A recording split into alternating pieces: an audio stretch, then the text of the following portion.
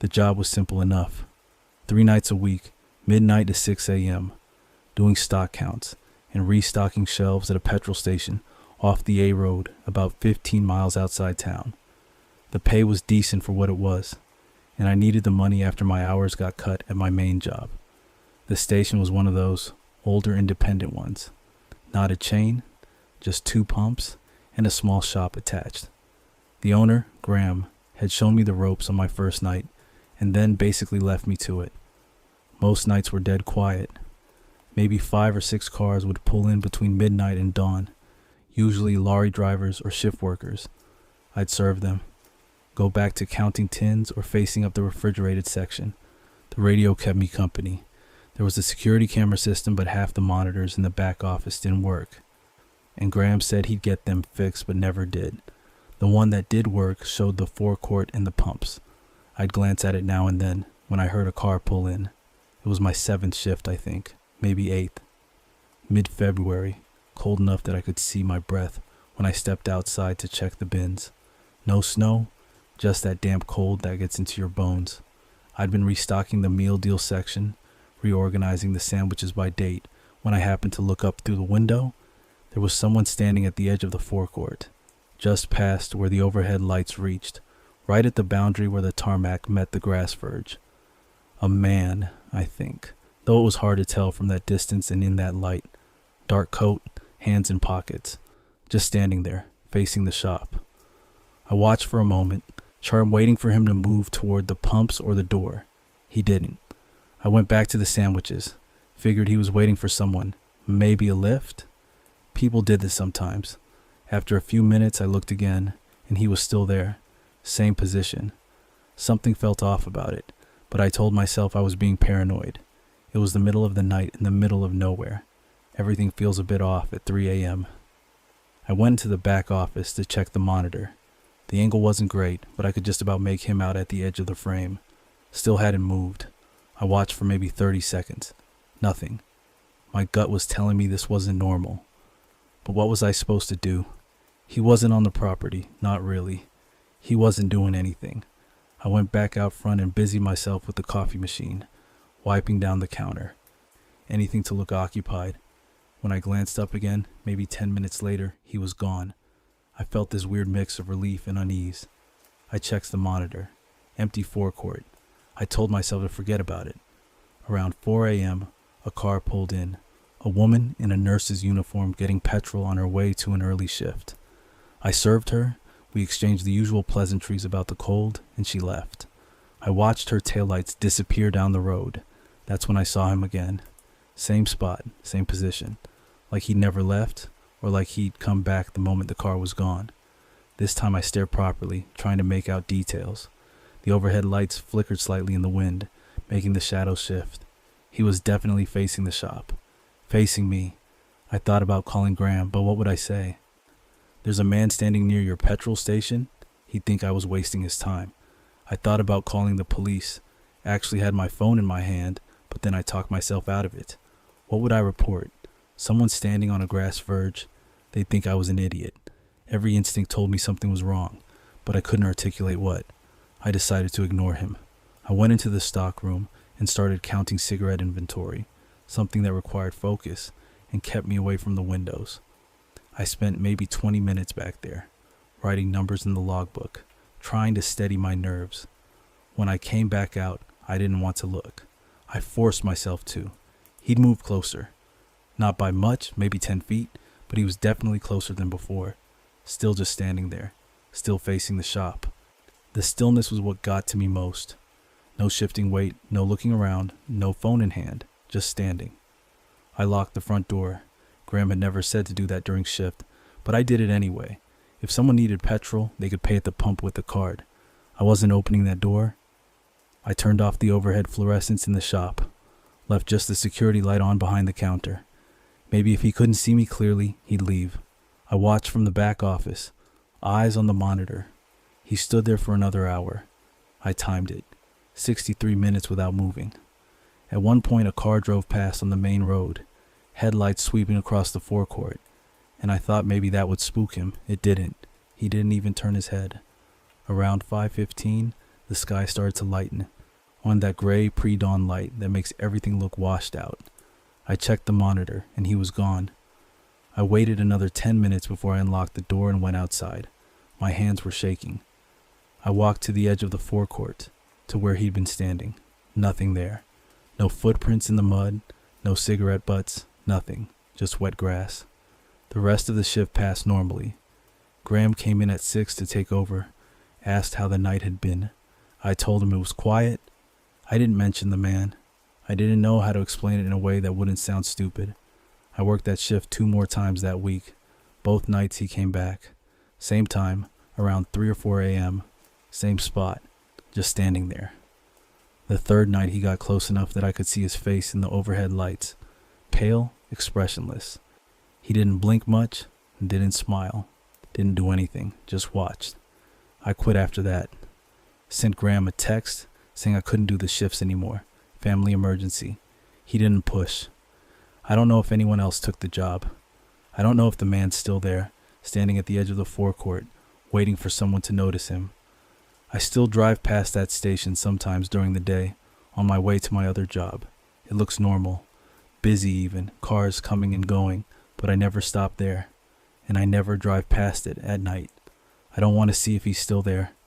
I don't want to know if he was waiting for me specifically, or if he's still waiting for whoever's working the overnight shift now. I told myself at the time that I was overreacting, that he was probably just some eccentric local or someone with nowhere else to go. But I can't shake the feeling that if I'd stayed longer, if I'd worked another week, he would have eventually walked up to the door, and I don't know what would have happened then. To this day, I still think about the way he stood there. The stillness, the patience, like he had all the time in the world, and I was the only thing he was interested in. The community center sits on the edge of a housing estate, about 2 miles from the town center. It's a single-story brick building from the 70s, nothing fancy. They run after-school clubs, pensioners' lunch groups, that sort of thing. I'd been volunteering there on and off for about 6 months, mostly helping with the youth football sessions on weekends. When they asked if anyone could cover an overnight security shift during the power grid maintenance work, I said yes, without really thinking it through. They were offering 50 quid cash, and I needed it.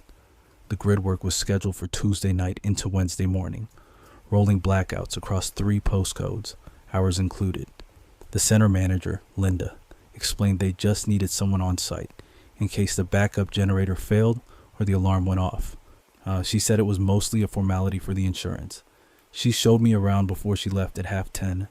Emergency lighting would stay on, powered by the generator. Main doors locked from the inside. Kitchen secured. Office locked. Fire exits alarmed. She handed me a torch, a key ring with about 8 keys on it, and a contact sheet with her mobile at the top. Just walk the building every hour or so, she said. Make sure nothing's leaking. No one's tried to break in. You can use the staff room. There's tea and biscuits in the cupboard. She left at 11:15. I locked the main doors behind her and tested them. Solid. I walked the building once and checking all the rooms. Sports hall empty, smelling of floor polish. 2 classrooms with tiny chairs stacked on tables. Kitchen locked. Toilets fine. Office locked. Everything quiet. The emergency lights gave off this dim yellowish glow that made everything look a bit dingy. But it was fine. I went back to the staff room, made a cup of tea, and sat down with my phone. No signal. I'd forgotten Linda mentioned that might happen during the grid work. Something about the mobile masts switching to backup power in phases. Annoying, but whatever. I had a book in my bag. I read for a while. The building was silent except for the hum of the generator outside and the occasional creak. Old buildings do that. I told myself it was fine. At midnight I did another walk. Everything still locked. Nothing out of place. I went back to the staff room and tried to settle in. I think I dozed off in the chair for a bit. I woke up suddenly, not sure why. My watch said 1:10. The building felt different. I can't explain it. The air felt heavier, maybe. I got up and stretched, feeling stiff. My gut was telling me to do another check, even though I'd only done one an hour ago. I picked up the torch and the keys and started walking. The corridor felt longer than before. The emergency lights flickered once, just briefly, and my heart jumped. I told myself it was the generator adjusting. I checked the sports hall first. Doors still locked. I moved on to the classrooms. First one locked, second one locked, kitchen locked. I was heading toward the office when I noticed the door to the storage cupboard was open. I just slightly, maybe 6 inches. I stopped. I was sure I checked it earlier. I was sure it had been closed. I walked over and pushed it shut, then tested the handle. It clicked into place, locked. I stood there for a moment, listening, nothing. I figured I just missed it on the last check. Easy mistake. I finished the walk and went back to the staff room.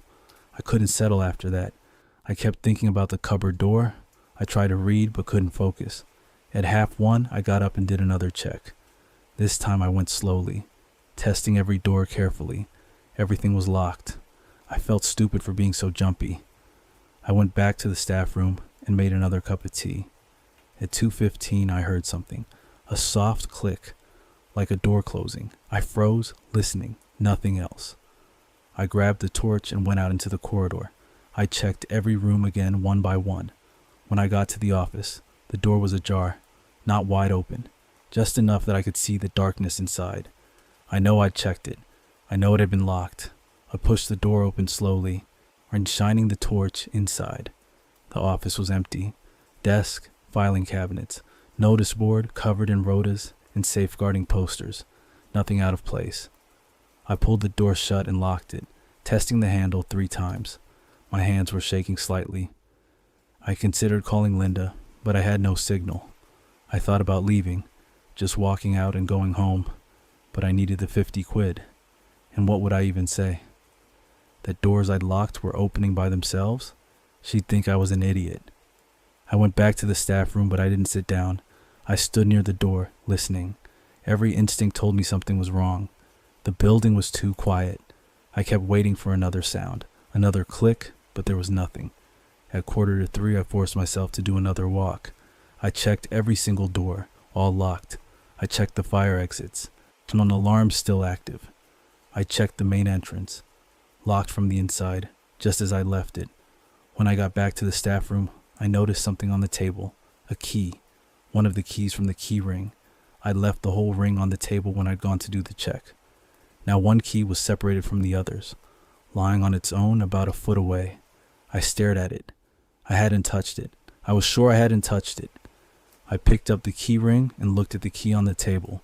It was the office key. I felt cold all over. I put the loose key back on the ring and sat down, watching the door.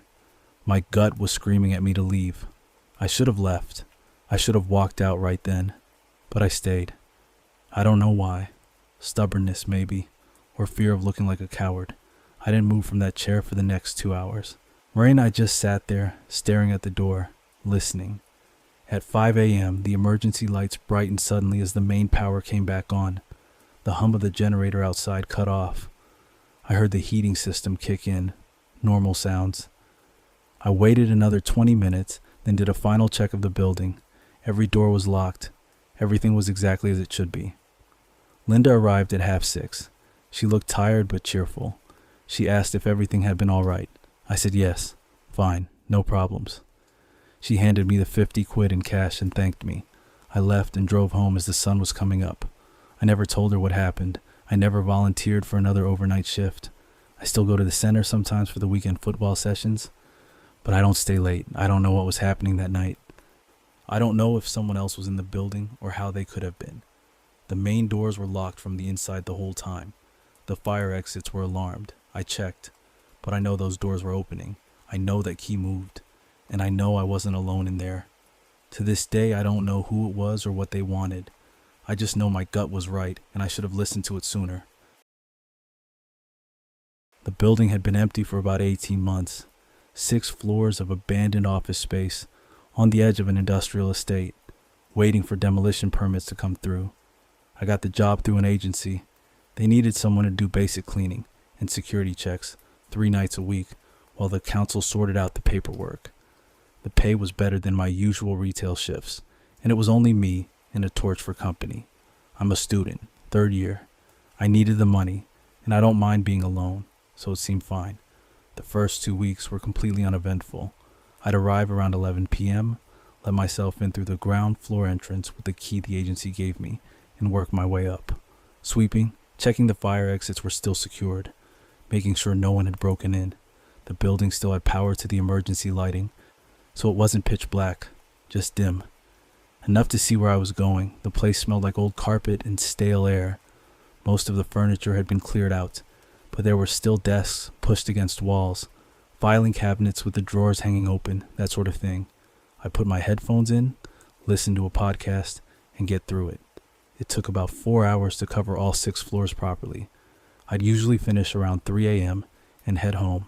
It was my 3rd week when I started noticing the footprints. I'd swept the 4th floor landing, just outside the stairwell door, and moved on to the 5th. When I came back down about 40 minutes later, there were fresh prints in the dust. Boot prints, maybe size 10 or 11. They led from the stairwell door to the far end of the corridor and stopped at a window. I stood there for a bit, staring at them. My gut was telling me something was off, but I talked myself down. Maybe I'd missed them the first time. I'd been tired. It was possible. I swept the area again and kept going. The next night, it happened again, this time on the 3rd floor. I'd cleared the corridor, checked the rooms, and gone up to the 4th. When I came back down, there were new prints, same boots. They went from the stairwell to one of the empty offices and back out again. I checked my phone. No signal as usual. The building was a dead zone. I thought about leaving, but I didn't have a good reason. I hadn't seen anyone. I hadn't heard anything. It was just footprints. I figured maybe someone from the council had come through earlier in the evening before I'd arrived, and I'd been sweeping over their tracks without realizing, but my gut wouldn't let it go. I kept the headphones off after that. I wanted to hear if someone else was in the building. The silence was heavy. You notice it more when you're listening for something. The hum of the emergency lights. The creak of the building settling. Nothing else. The 3rd night it happened, I decided to test it. I swept the 2nd floor landing completely clean, then went up to the 3rd and waited. I sat on the stairs for about 20 minutes just listening. Nothing. No footsteps. No doors opening. I went back down. The footprints were there, fresh, leading from the stairwell door to the far end of the corridor, right to the last office. I stood at the top of the stairs and stared at them. I hadn't heard a single sound. Not a door, not a footstep. Nothing. And I'd been 1 floor up. I would have heard someone. I thought about calling the police. I had the agency's emergency number, but what was I going to say? Someone's walking around leaving footprints? They'd think I was wasting their time. And technically, I hadn't seen anyone. No break-in, no damage. Just prints. I should have called anyway. I went back to work, but I kept looking over my shoulder. Every time I turned a corner, I expected to see someone standing there. But the building stayed empty. Just me in the dust and those bloody footprints. The next week, I started varying my route. I'd skip floors, come back to them later, trying to catch whoever it was off guard. It didn't matter. The prints kept appearing, always in places I'd just cleaned. Always the same boots, always leading somewhere and stopping. Like whoever it was had just stood there for a while, and then walked back. I started to feel like I was being watched. Not constantly, but in specific spots. The 4th floor landing, the corridor on the 3rd floor near the window, the ground floor entrance. I'd get this sinking feeling, like someone was standing just out of sight, waiting for me to move on. I told myself I was being paranoid. I was alone in a creepy building in the middle of the night. Of course I was going to feel weird, but every instinct I had was screaming at me to leave. I didn't. I needed the money. It was my 5th week when I saw the door. I'd been sweeping the 6th floor. There's a storage room at the end of the corridor. I'd checked it on my first night and it had been locked. No key for it, and the agency said to leave it alone. Fine by me. But that night, the door was open, just slightly, maybe an inch. I stood there staring at it for a long time. I hadn't heard it open. I hadn't touched it, but it was definitely open. I walked over slowly, shining my torch at the gap. I couldn't see much, just darkness inside. I thought about pushing it open. I thought about looking inside. I didn't. I backed away, swept the rest of the floor as quickly as I could, and left. I didn't go back to check the door. I didn't go near that corridor again that night. When I came back 2 days later, the door was closed again. I handed in my notice the next week. Told the agency I'd found something closer to campus. They didn't ask questions. I didn't tell them about the footprints or the door or the feeling I had every time I was on the 4th floor that someone was standing just behind me. Not moving, just watching. I still think about it sometimes. I never found out who it was or what they wanted. Maybe it was just someone squatting in the building, trying to avoid me. Maybe it was something else. I don't know. But I do know that on my last night, I swept the ground floor entrance completely clean before I left. And when I turned back to lock the door, there were fresh footprints leading from the stairwell to the spot where I'd been standing, right behind where I'd been standing. I locked the door, and I didn't look back. I never went near that building again. They demolished it about 4 months later. I saw it on the local news. I felt relieved.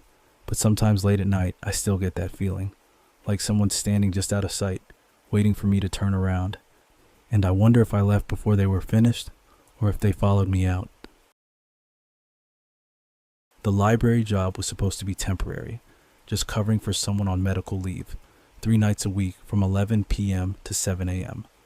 The building stayed open 24 hours because the council had some grant for accessibility, but after 10 p.m. it was mostly students cramming for exams and a few rough sleepers who came in for the warmth. During the cold snap in February, we got more of the latter. I'm a teaching assistant normally, primary school. The extra money was meant to help with my mom's care home fees. The night shift paid better, and I'm not great at sleeping anyway, so it made sense. The library itself is this big Victorian building in the town center. 3 floors, high ceilings, those old radiators that clank and hiss. During the day it's busy. At night it's just quiet footsteps and the hum of the heating system. And the first week was fine. Boring, mostly. I'd do the rounds every hour, check the toilets, make sure no one was causing trouble. There was a security guard who did the ground floor, but he mostly sat at the front desk watching his phone. The upper 2 floors were my responsibility. Fiction and reference on the 2nd floor, local history and archives on the 3rd. The 3rd floor was always empty at night. No reason for anyone to be up there. I'd spend most of my shift at the 2nd floor desk, sorting return books, updating the system, occasionally helping someone find something. It was the kind of job where you could let your mind wander. I'd bring a thermos of tea and just get through it. The cold snap made everything feel more isolated. You look out the big windows and see the street completely empty, frost on the pavement, that orange glow from the streetlights. It was my 2nd week when I started noticing the books. I'd reshelf a cart around midnight, go back to the desk, then do another round at 1 a.m. and find books out of place. Not random books, the ones I just put away. At first I thought maybe I'd made a mistake, put them in the wrong spot and my brain was playing tricks on me, but it kept happening. I'd reshelved the same book 3 times in one night. I mentioned it to the security guard on my break. He shrugged, said maybe someone was looking for something specific and kept pulling books out. But that didn't make sense. These weren't books anyone would be looking for. Old paperback thrillers from the 90s, local history pamphlets, a cookbook from 1987, random stuff. I started paying more attention. I'd reshelf a section, and then deliberately walk past it 10 minutes later, and I'd see it. A book I'd just put away, now sticking out slightly, or moved 2 spaces over. It was small enough that I could have been imagining it, but my gut was telling me something was off. The 3rd week, I decided to test it. I reshelved the cart around midnight like usual, but this time I took a photo of the section on my phone. Just the spine labels, nothing fancy. Then I went back to the desk and waited. At 11:30, I walked past again and checked. 3 books had moved, not fallen, moved, deliberately placed in different spots. I stood there for a while, just staring at the shelf. The floor was completely silent. No footsteps, no rustling. The heating system clicked and groaned. I walked the entire 2nd floor, checked every aisle, every reading nook. No one. I went up to the 3rd floor, even though I knew it'd be empty. It always was. The lights up there were on a motion sensor to save energy, so half the floor was in darkness until you walked through. I moved through the aisles, slowly, listening. Nothing. I almost called the police that night. I had my phone in my hand, the number ready. But what was I going to say? Someone's moving books? They'd think I was wasting their time. I told myself I was being paranoid. It was late, I was tired, maybe I wasn't remembering correctly. But the next shift, it happened again, and this time it was worse. I reshelved a card at midnight. I took another photo. I went back to the desk and kept my eyes on the aisle from where I was sitting. I didn't look away, not once. I sat there for 40 minutes, just watching, and then I saw it. A book slid out from the shelf, just a few inches, slowly, like someone had pushed it from the other side. I stood up so fast my chair rolled backward and hit the desk behind me. I walked over, my heart hammering. The book was sticking out, same as before. I pulled it out completely and looked at the gap. The shelf was solid wood backing. No one could have pushed it from behind. I crouched down and checked the shelves above and below. Nothing. I put the book back and stepped away. My hands were shaking. Every instinct told me to leave. Just walk out and let the security guard deal with it. But I didn't. I went back to the desk and sat down. I stared at that aisle for the rest of the shift. Nothing else moved. I didn't tell anyone. I knew how it sounded. I thought maybe it was the cold affecting the shelves. Wood expanding or contracting. Something logical. I tried to convince myself of that. The following week, I started finding books on the third floor. Not just moved, placed in the middle of aisles. Stacked in small piles. Always books I'd reshelved earlier. I'd go up there during my rounds and find them waiting. The motion sensor lights would flicker on as I walked, and there they'd be, sitting in the dark until I arrived. I stopped going up to the third floor after that. I just couldn't. The security guard asked if I was okay. I said I was coming down with something. He offered to do the upper floor checks, but I said it was fine. I'd manage. I didn't manage. I just stayed on the second floor and avoided looking at the stairs. On my last shift, I found a book on the desk, right where I'd been sitting. Mice I'd gone to the toilets for 5 minutes, and when I came back, it was there. One of the local history books from the third floor. It was open to a page about the building. The library used to be a magistrate's court in the 1800s. Before that, it was something else. The page had a black and white photo of the building from 1902. I stared at it for a long time. I closed the book and put it on the returns cart. I didn't reshelf it. I sat at the desk until 7 a.m., watching the stairs to the third floor. No one came down. When my shift ended, I told the morning staff I wasn't feeling well and left. I emailed the manager that afternoon and said I couldn't continue. Family emergency. They were understanding. The person on medical leave came back 2 weeks later. I never asked them if they'd experienced anything. I didn't want to know. I got a job at a different school, further from town. The pay's worse, but I don't work nights anymore. I still think about those books sometimes, how they moved when I wasn't looking, how they appeared on the third floor, waiting in the dark. I never found out who was doing it or why. Maybe it wasn't a who. I don't know. I just know my gut was right. I should have left earlier. I should have called someone. But I didn't, and now I can't stop wondering what would have happened if I'd stayed. The ferry runs year-round between the mainland and the island, but in February, there's barely anyone using it. I'd booked the late crossing because it was cheaper, and I had nowhere to be the next morning. Just gonna visit my mom for the weekend, something I did every few months. The crossing takes about 4 hours, leaves at midnight, gets in around 4 a.m. I work in admin for a logistics company, nothing exciting. I'd finished my shift at 5, gone home, packed a small bag, then drove the hour and a half to the ferry terminal. Got there around 11. The car park was nearly empty, maybe 8 or 9 vehicles total. The terminal building was open but barely staffed. One person at the ticket desk, another doing security checks. No queue.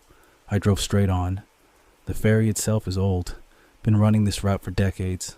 And 3 vehicle decks, 2 passenger decks above.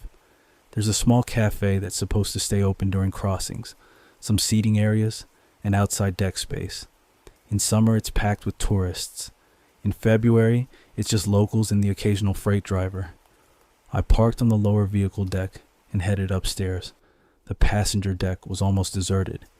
I counted maybe 12 other people spread across the seating areas, mostly older folks, a couple of guys in high vis who looked like they were working overnight shifts somewhere on the island. I found a seat near the windows, put my bag down, and settled in. My phone had signal, but I knew it would drop once we were 20 minutes out. The ferry pulled away right on schedule. I could hear the engines rumbling below, feel the slight vibration through the floor. The terminal lights slid past the windows, and then there was just darkness and the faint glow of the coast behind us. I had a book with me, but I was tired. Thought I might try to sleep for a bit. I didn't see him straight away.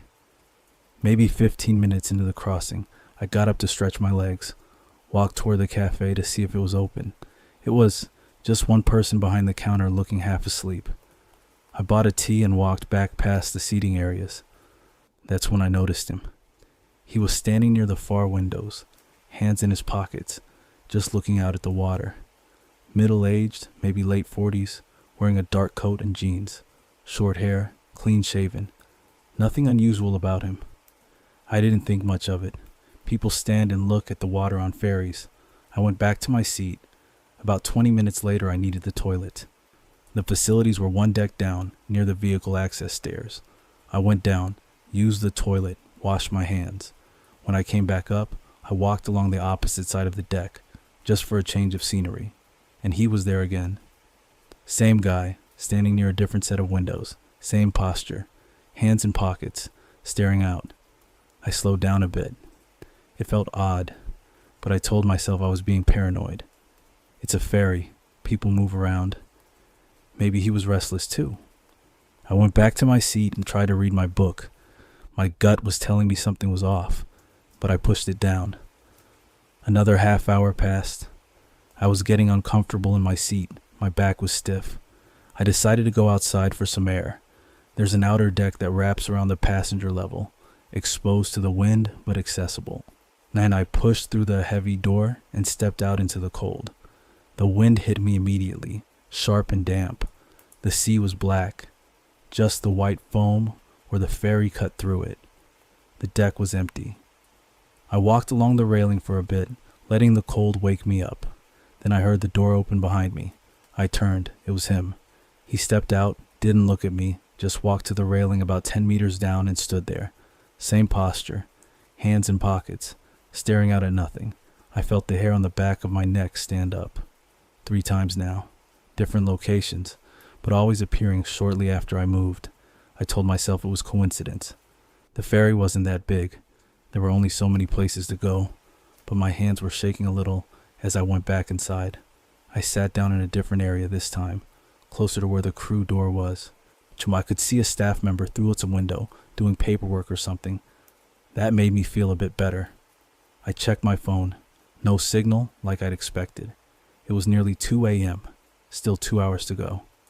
I tried to sleep, closed my eyes, leaned against the window, but I couldn't settle. Every time I heard footsteps, I'd tense up. After maybe 20 minutes, I opened my eyes and looked around. I didn't see him. Relief washed over me. Maybe he'd gone to sleep in his car or found a quiet corner somewhere. I got up to go back to the cafe, thought another tea might help. As I walked past the seating area near the stairs, I saw him, sitting 3 rows behind where I'd just been. He wasn't looking at me. He was just sitting there, hands folded in his lap, staring straight ahead at nothing. My heart started pounding. I didn't go to the cafe. I turned around and went straight to the crew door, knocked on it. A woman in uniform opened it, looked annoyed. "Can I help you?" I almost said it, almost told her someone was following me, that I felt unsafe. But what would I even say? A man is sitting on a ferry? A man is standing on the deck? I had no proof of anything. He hadn't spoken to me, hadn't come near me, hadn't done anything threatening. I'd sound insane. "Is the cafe still open?" I asked instead. "Yeah, till we dock," she said, and closed the door. I went to the cafe, bought another tea I didn't want, and sat at one of the bolted down tables near the counter. The staff member behind the counter was scrolling on their phone. I stayed there for the next hour and a half, not moving. I kept my eyes on the door. He didn't come in. When the announcement came over the tannoy that we were approaching the island, I felt a rush of relief. I waited until I heard the engines change pitch, felt the ferry slowing. Then I grabbed my bag and headed down to this vehicle deck. I walked quickly, didn't look around. Got to my car, unlocked it, got in, and locked the doors immediately. I sat there in the driver's seat, hands gripping the wheel, waiting for the ramp to lower. I looked in my mirrors. I could see other people getting into their cars, the freight drivers climbing into their cabs. I didn't see him. The ramp lowered. I started my engine. The cars ahead of me started moving, and I followed them off, onto the island, onto the dark road that led toward town. I kept checking my mirrors the whole drive to my mom's house. Nothing. No headlights following me. Now no one behind me. I never saw him get off the ferry. I don't know if he had a car, if he was foot passenger, if he even left. I didn't report it because, what would I report? I still think about it sometimes. Wonder if I overreacted, if it was just coincidence. But the way he kept appearing, always after I moved, always in my periphery.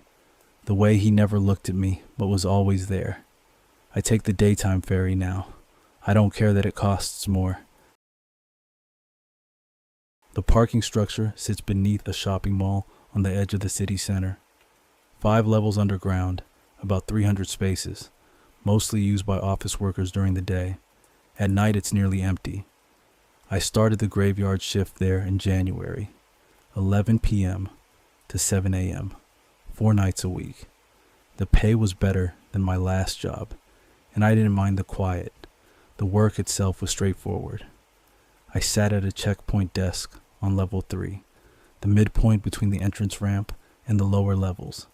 My job was to monitor the CCTV feeds, do hourly patrols of each level, and log any vehicles coming or going.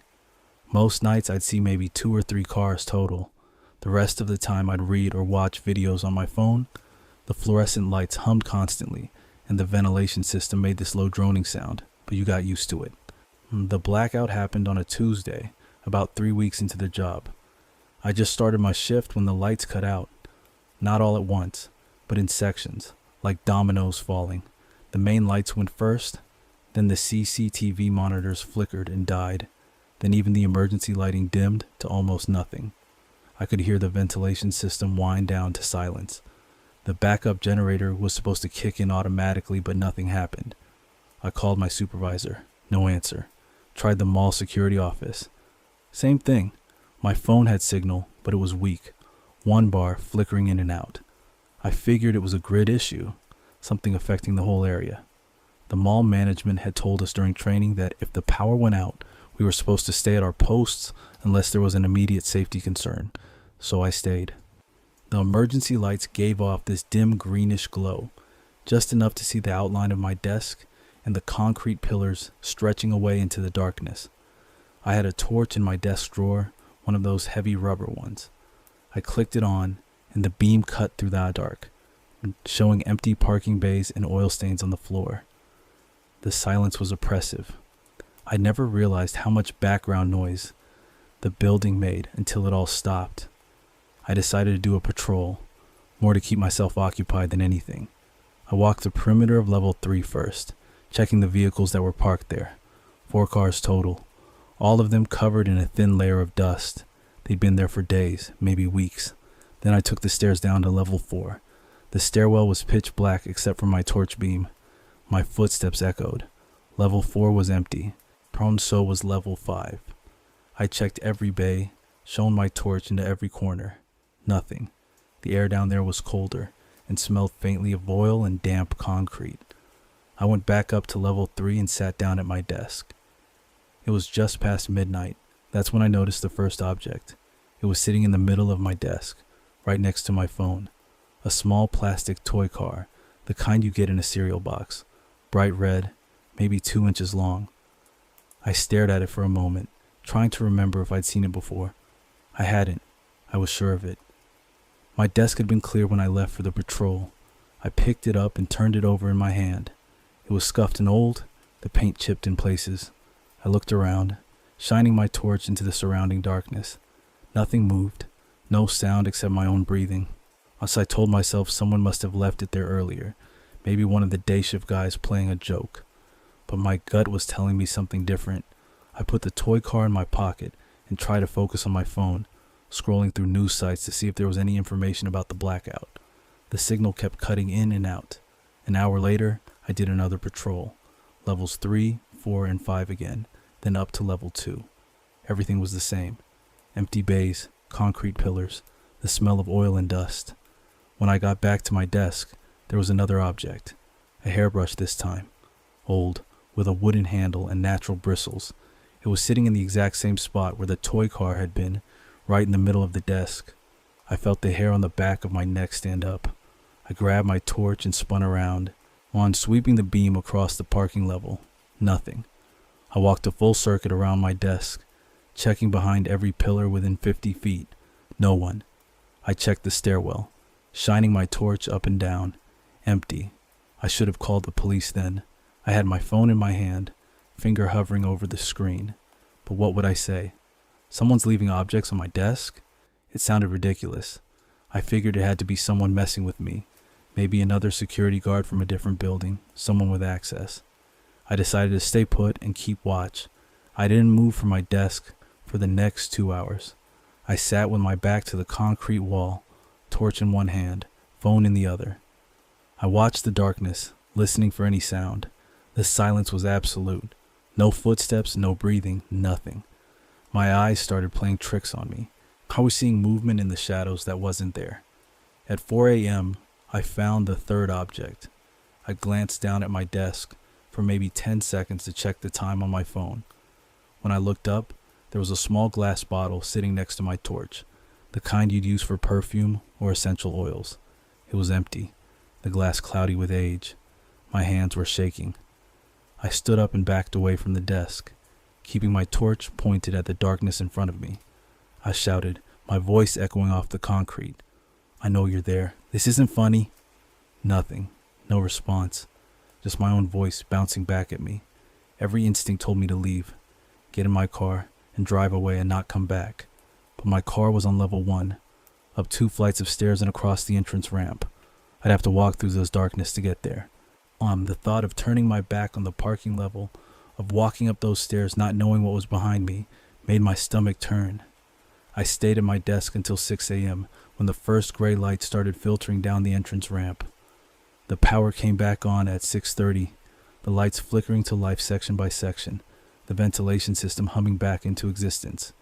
I did one final patrol in the light, checking every level. Nothing. No sign of anyone. I left the 3 objects on my desk and wrote up an incident report. My supervisor called me later that day. He said the blackout had affected a 3-block radius, some kind of transformer failure. He asked if anything unusual had happened during my shift. I told him about the objects. He said it was probably someone from the day shift, or maybe a rough sleeper who'd gotten into the structure before the blackout. He didn't sound concerned. I worked 2 more shifts after that, then I quit. I told them it was for personal reasons. I never went back to that parking structure. I still have the toy car in a drawer somewhere. I don't know why I kept it. To this day, I don't know who was down there with me or how they moved around without making a sound. I've thought about it a lot. The way the objects appeared. Always when I wasn't looking directly at the desk. Always in the exact same spot. The complete absence of any sound or movement. It doesn't make sense. I still think about it sometimes, late at night. I wonder if they're still down there, leaving objects on the checkpoint desk for whoever works that shift now. I wonder what they wanted. I never got answers, and I don't think I ever will. The trail car park sits about 8 miles outside town, tucked into a patch of woodland between 2 fields. It's just a gravel loop with space for maybe 12 cars, a wooden information board, and a single rubbish bin. During the day, it's used by dog walkers and hikers. At night, it's empty. I work as a delivery driver for a courier company. Most of my routes are standard daytime stuff, but twice a week, I do the overnight run between distribution centers. It's boring work, mostly motorway driving, but the pay bump for antisocial hours makes it worth it. The route takes me along the I road that cuts through farmland, and about halfway through, there's a stretch where the road narrows and winds through woodland. The trail car park is right at the edge of that section. I've driven past it hundreds of times and never thought much about it. Just another empty car park in the middle of nowhere. This was early February. We'd had a cold snap for about a week, temperatures dropping to -5 most nights. The roads were clear, but the verges were white with frost, and you could see your breath even inside the van if you turned the heating down.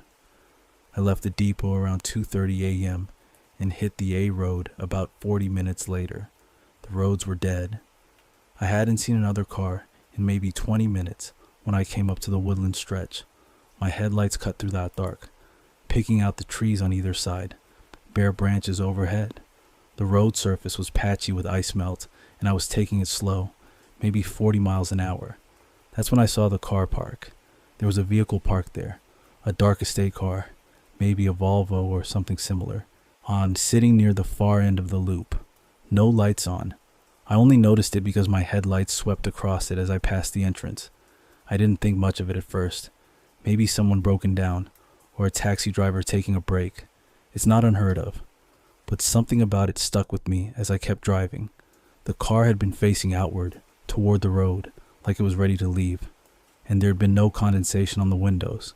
In that cold, if someone had been sitting inside with the engine off, you'd see their breath fogging up the glass. I told myself I was overthinking it. Probably the car had been there a while, and whoever owned it had walked off or gotten a lift. Not my problem. I kept driving. About 3 miles further on, the road straightens out, and the woodland opens up into fields again. That's when I saw the figure. So they were walking along the verge, maybe 50 meters ahead, moving in the same direction I was traveling. I saw them in my headlights, just a silhouette at first, then more detail as I got closer. They were wearing dark clothing, a coat or jacket, and they were walking at a steady pace. Not fast, not slow, just walking. I slowed down a bit, wondering if they needed help. It's the middle of nowhere and it's freezing, but as I got closer they didn't turn around or wave or do anything to flag me down. They just kept walking. I passed them, glancing in the mirror as I went by. They didn't look at the van, didn't even glance over. Just kept walking, face forward. I figured maybe they lived nearby. There's a farmhouse about a mile further up. Maybe they were walking back from somewhere. People do strange things. I kept driving, but my gut was telling me something was off. I reached the next junction about 10 minutes later and pulled into a lay-by to check my phone. I had a message from the depot about a delayed pickup at the next stop, nothing urgent. I sat there for a few minutes, heater running, trying to shake the uneasy feeling. That's when I started thinking about the car in the car park and the person walking along the road. The timing didn't make sense. If they'd been walking since I passed the car park, they couldn't have gotten that far. Not unless they'd started before I even reached the woodland. But there'd been no one on the road ahead of me. I'd have seen them. I told myself I was being paranoid. It was late, I was tired, and my brain was making connections that weren't there. I pulled back onto the road and kept going. The next part of the route loops back toward town along a parallel road. It's narrower, single track in places, with passing points. I took the turn and headed back, figuring I'd be past the woodland section in about 20 minutes. But when I reached the trail car park again, coming from the opposite direction this time, the car was gone. The gravel loop was empty. No tire tracks that I could see in the frost. No sign anyone had been there. Just an empty car park lit up by my headlights for a few seconds as I passed. I slowed down without really meaning to, staring at the spot where the car had been. My hands were tight on the wheel, and I had this sinking feeling in my chest, the kind you get when you know something's wrong, but you can't explain why. I should have called the police then. I had my phone in the cup holder. I could have pulled over and made the call. But what would I have said? I saw a parked car and someone walking, and now the car's gone? They'd have thought I was wasting their time. I kept driving. About 2 miles further on, I saw them again. The same figure, walking along the verge. Same dark clothing, same steady pace. But this time they were on the opposite side of the road, heading back the way I'd just come.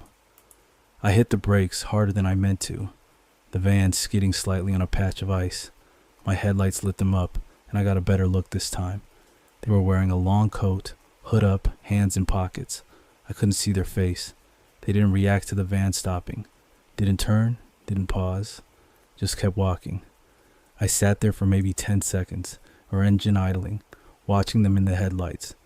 Every instinct told me to turn around and get out of there, but I didn't. I just sat there, frozen, trying to make sense of it. Then they stopped. They didn't turn around. They just stopped walking, standing completely still in the middle of the verge, facing away from me. The headlights threw their shadow long across the road. I don't know how long I sat there. Maybe 30 seconds, maybe a minute. It felt longer. Then I put the van in gear and drove past them, not looking, foot hard on the accelerator. I didn't see them again that night. I finished the route, dropped off the delivery, and drove back to the depot as the sky started to lighten. I didn't tell anyone what happened. I'm still not sure what I'd say. That I saw someone walking, that a parked car disappeared. It sounds like nothing when I say it out loud. But I've driven that route 6 times since then, and I haven't seen the car or the figure again. The trail car park is always empty when I pass it. I still take the same road because it's the fastest route, but I don't slow down anymore. I keep my eyes forward and my foot on the pedal, and I don't look at the verges. I still think about it though. The way they stopped walking and just stood there. The way the car vanished. The timing that didn't make sense. I've tried to logic it out a dozen different ways, and none of them fit. To this day, I don't know who they were or what they were doing out there, and I'm not sure I want to. The train was running 40 minutes late because of signal failures further up the line. I'd been at a work conference in Manchester and just wanted to get home. It was nearly midnight by the time I finally boarded at Piccadilly. The carriage was almost empty, maybe 8 or 9 people scattered across the seats. I picked a spot near the middle, away from the doors, and put my bag on the seat next to me. The heating was on too high, and the windows had that greasy film you get on old rolling stock.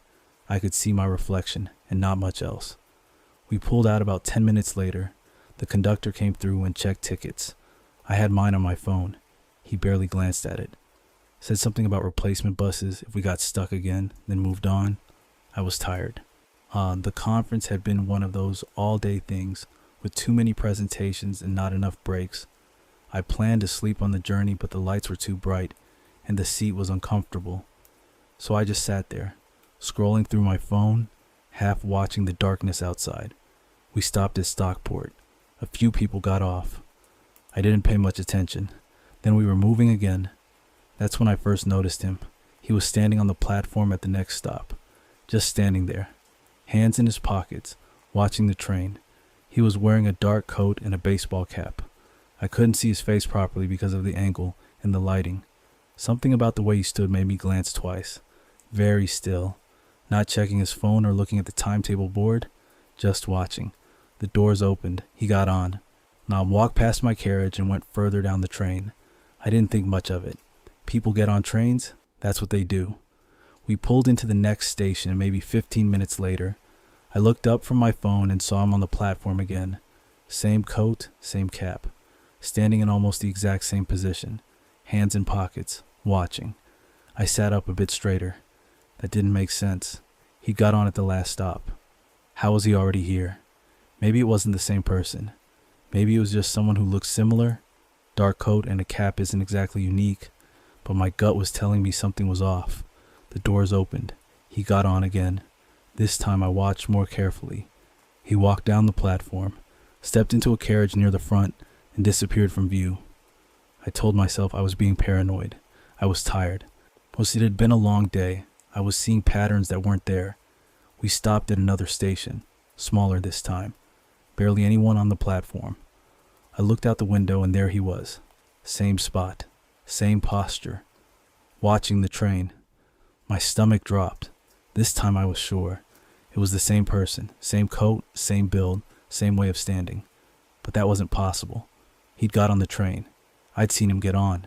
How could he be on the platform again? The doors opened. He got on. I thought about moving to a different carriage, but that felt stupid. What was I going to say if someone asked? That a man kept getting on and off the train? That didn't even make sense.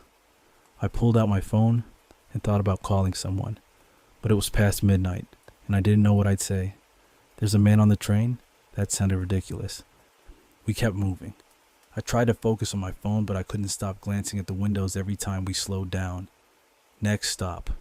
There he was. Same position, same stillness. I stood up and walked to the end of the carriage. I wanted to see where he went when he got on. The doors opened and he stepped aboard, 3 carriages down. He didn't look around, just walked straight in and sat down near the door. I went back to my seat. My hands were shaking a bit. I didn't understand what was happening. How was he doing this? Was he getting off at every stop and running ahead somehow? That didn't make sense. The train didn't stop long enough, and some of these stations were miles apart. I thought about telling the conductor, but what would I say? I hadn't seen him do anything wrong. He was just a passenger. Getting on and off a train isn't a crime. Every instinct told me to get off at the next stop and wait for a different train. But it was nearly 1 a.m, and some of these stations were in the middle of nowhere. I'd be stuck on an empty platform for an hour or more. That felt more dangerous than staying put. We pulled into another station. I didn't want to look, but I couldn't help it. He was there, on the platform, watching. This time I stood up and walked to the door. I wanted to see him up close, confirm it was the same person. Maybe that would help me make sense of it. The doors opened. He stepped on. I was standing right there, maybe 3 feet away. He looked at me, just for a second. His face was pale and expressionless. He didn't smile or nod or acknowledge me in any normal way. He just looked at me, and then walked past and sat down. I felt cold all over. The hair on the back of my neck stood up. I went back to my seat and sat down hard. My heart was pounding. I tried to think logically. There had to be an explanation. Maybe he was getting off and running to the next carriage. Maybe there was some trick with the doors I didn't understand. Maybe I was losing my mind. I pulled out my phone and opened the map app. I wanted to see how many stops were left. 4 more. 4 more stations before I could get off and go home. The train moved on. I kept my eyes on my phone. I didn't want to look at the windows anymore. But when we stopped again, I couldn't help it. I looked up. He was there, on the platform, watching. I thought about screaming. I thought about pulling the emergency cord, but I didn't. I just sat there frozen, as he got on the train again. This time he walked past my carriage and I saw him sit down 4 rows behind me. I could see his reflection in the window. He was staring straight ahead, not moving, not checking his phone, just sitting. I couldn't shake the feeling that this was all for me, that he was doing this to make me see him, to make me understand that something was very wrong. 3 more stops. I counted them down. At each one, he was on the platform. At each one, he got back on. By the time we reached my station, I was barely holding it together. The doors opened and I grabbed my bag and ran. I didn't look back. I didn't check to see if he got off too. I just ran through the ticket barrier and out into the car park. My car was right where I left it. I got in, locked the doors, and sat there for a minute, trying to breathe. I looked back at the station. The train was still there. I couldn't see anyone on the platform.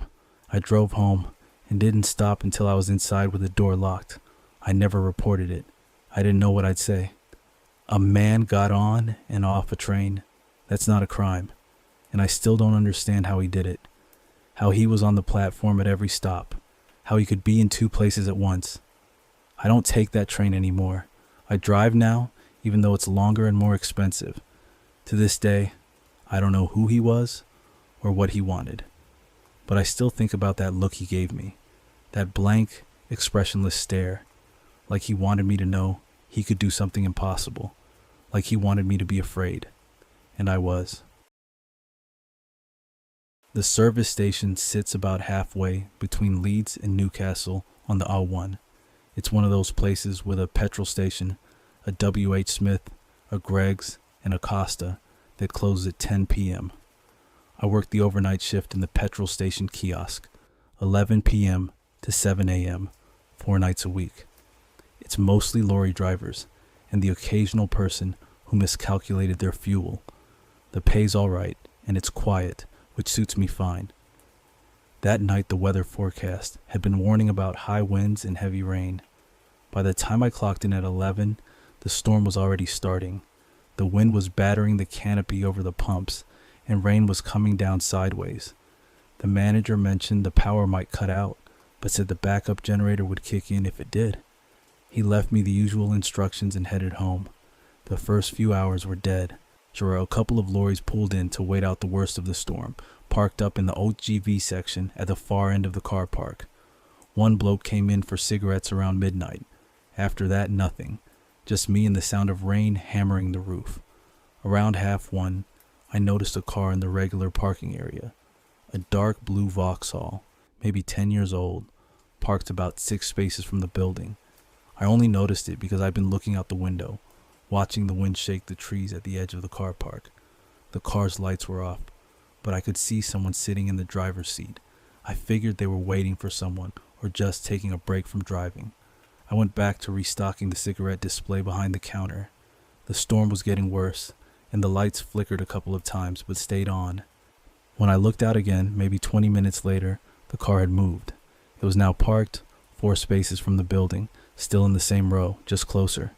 I told myself they probably just repositioned to get better shelter from the wind or to be near the entrance. People do that. It wasn't worth thinking about. Around 2:15, I went to the back room to make a cup of tea. There's a small staff area with a kettle and a microwave, no windows. I was back there maybe 5 minutes. When I came back to the counter, I glanced out the window and the Vauxhall had moved again. Now it was parked 2 spaces from the entrance. The driver was still inside. I couldn't make out much detail through the rain and the reflections on their windscreen, but I could see the silhouette of someone sitting upright, not moving. My gut told me something was off, but I didn't know what. Maybe they were lost and trying to get closer to ask for directions. Maybe they were nervous about walking in the rain. I kept telling myself there was a reasonable explanation. I busied myself with cleaning the coffee machine and tidying the shelves near the front. I kept the car in my peripheral vision. The person inside didn't get out, didn't move, just sat there. Around 3 a.m., I had to go outside to check the pump card readers. It's part of the shift routine. I pulled on my coat and grabbed the keys. The wind nearly ripped the door out of my hand when I opened it. Rain was pooling under the canopy, and the drains were struggling to keep up.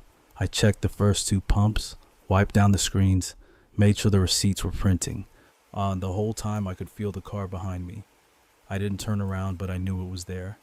When I finished and went back inside, I locked the door behind me, even though we're supposed to leave it unlocked for customers. I told myself I'd unlock it in a minute. I looked out the window. The Vauxhall was now parked directly in front of the entrance, in the space closest to the door. The driver was still inside. I couldn't see their face, just the outline of their head and shoulders. They weren't looking at their phone, weren't doing anything, just sitting there in the dark with the engine off. I thought about calling the police, but what would I even say? Someone's parked near the building and hasn't come inside. They'd think I was wasting their time. I tried to convince myself I was being paranoid. It was a public car park. People were allowed to sit in their cars, but my gut was screaming at me now. Every instinct told me to stay inside and keep the door locked. I moved away from the window and sat on the stool behind the counter, where I couldn't be seen from outside. I checked my phone. No signal. The storm must have knocked out the mast.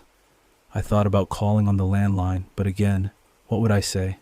I stayed behind the counter for maybe 20 minutes, listening to the rain and the wind. Then I heard it. A car door shutting. Not loud, but distinct. I froze. Footsteps on the wet pavement. Slow, deliberate. They stopped right outside the door. I couldn't see the entrance from where I was sitting. I didn't want to stand up and look. The footsteps didn't move. Whoever it was, they were just standing there. Then the door handle rattled, once, twice. The door didn't open because I locked it. The handle stopped moving. I held my breath. The footsteps moved away, back toward the car park. I heard the car door open and close again. I waited another 5 minutes before I stood up and looked out the window. The Vauxhall was still parked in the same spot. The driver was back inside, sitting in the same position as before. I unlocked my phone and tried to get signal. Nothing. I thought about going to the back room and using the landline to call someone, anyone, but I didn't want to leave the front unattended. I didn't want to turn my back on that car. Around 4:30, a lorry pulled in for fuel. The driver came inside, paid, used the toilet, bought a sandwich. Normal interaction. I almost asked him to stay, but I didn't know how to explain it without sounding insane. So he left, and I watched his lorry pull back onto the L1. The Vauxhall was still there. At 5:15, the sky started to lighten. The storm had eased to a drizzle. I kept watching the car. Around 6, another customer came in. By 6:30, the morning shift manager arrived early. I told him there was a car that had been parked outside for hours, and the driver hadn't come in. He looked out the window. The car was gone. He checked the CCTV. The footage showed the car arriving around 1 a.m., moving closer in stages like I described, parking in front of the entrance, the driver getting out and trying the door, getting back in. Then at 5:45, the car just drove off, calmly, no rush. The manager said he'd file a report, but there wasn't much to go on. No crime had been committed. The camera angle didn't catch the registration plate clearly because of the rain. I still work the overnight shift. I've never seen that car again, but I think about it constantly. I still don't know what they wanted or why they kept moving closer. I don't know what would have happened if I left the door unlocked, and I really, really wish I'd called the police when my gut first told me to. The hospital records office is in the basement, tucked away near the old morgue that hasn't been used since they built the new one in the 90s. I got the job through an agency about 6 months ago. Evening shift, 4 p.m. to midnight, mostly digitizing old paper files and processing requests from departments upstairs. The pay's all right, and it's quiet, which suits me fine. I work alone most nights. There's supposed to be a supervisor who pops in around 7, but half the time she doesn't bother.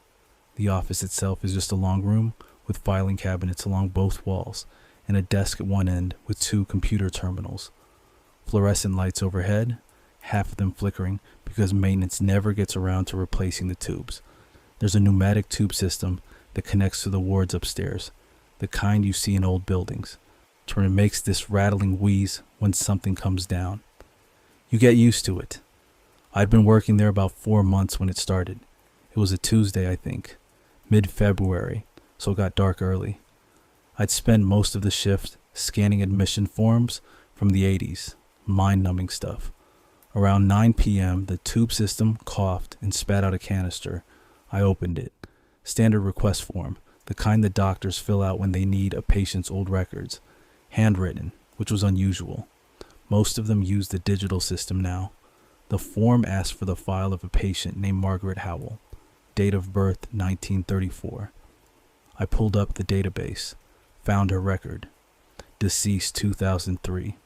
I figured it was for an audit or something. Maybe a legal case. It happens sometimes. I pulled the physical file from the cabinet, made a photocopy like we're supposed to, and sent it back up the tube. Didn't think much of it. The next night, another request came through. Same handwriting. Different patient. Arthur Denning, born 1941. I checked. Deceased 1998. I pulled the file, copied it, sent it up. This time I made a note of which ward the request had come from. Ward 7, the old surgical wing. They mostly use it for storage now, I think. Or maybe overflow during flu season. Third night, same thing. Another dead patient. This time I checked the timestamp on the request form. It had been sent at 11:47 p.m. I glanced at the clock. It was 11:52. I'd been working on a spreadsheet and hadn't heard the tube rattle. But the canister was sitting there in the tray, so it must have come through. I should have called someone then. My gut was telling me something was off, but I talked myself out of it. What was I going to say? Someone's requesting old files? That's literally what the records office is for. I pulled the file, sent it up, and tried to get back to work. It kept happening. Every night that week, around the same time, just before midnight. Always the same handwriting. Always patients who'd been dead for years, sometimes decades. I started keeping a list. By Friday, I had 8 names. I looked them up properly, cross-referencing the dates. They'd all died in the hospital. Different causes, different wards, different years. No obvious pattern. On Friday, I stayed late, past midnight, just to see if another request would come through. Nothing.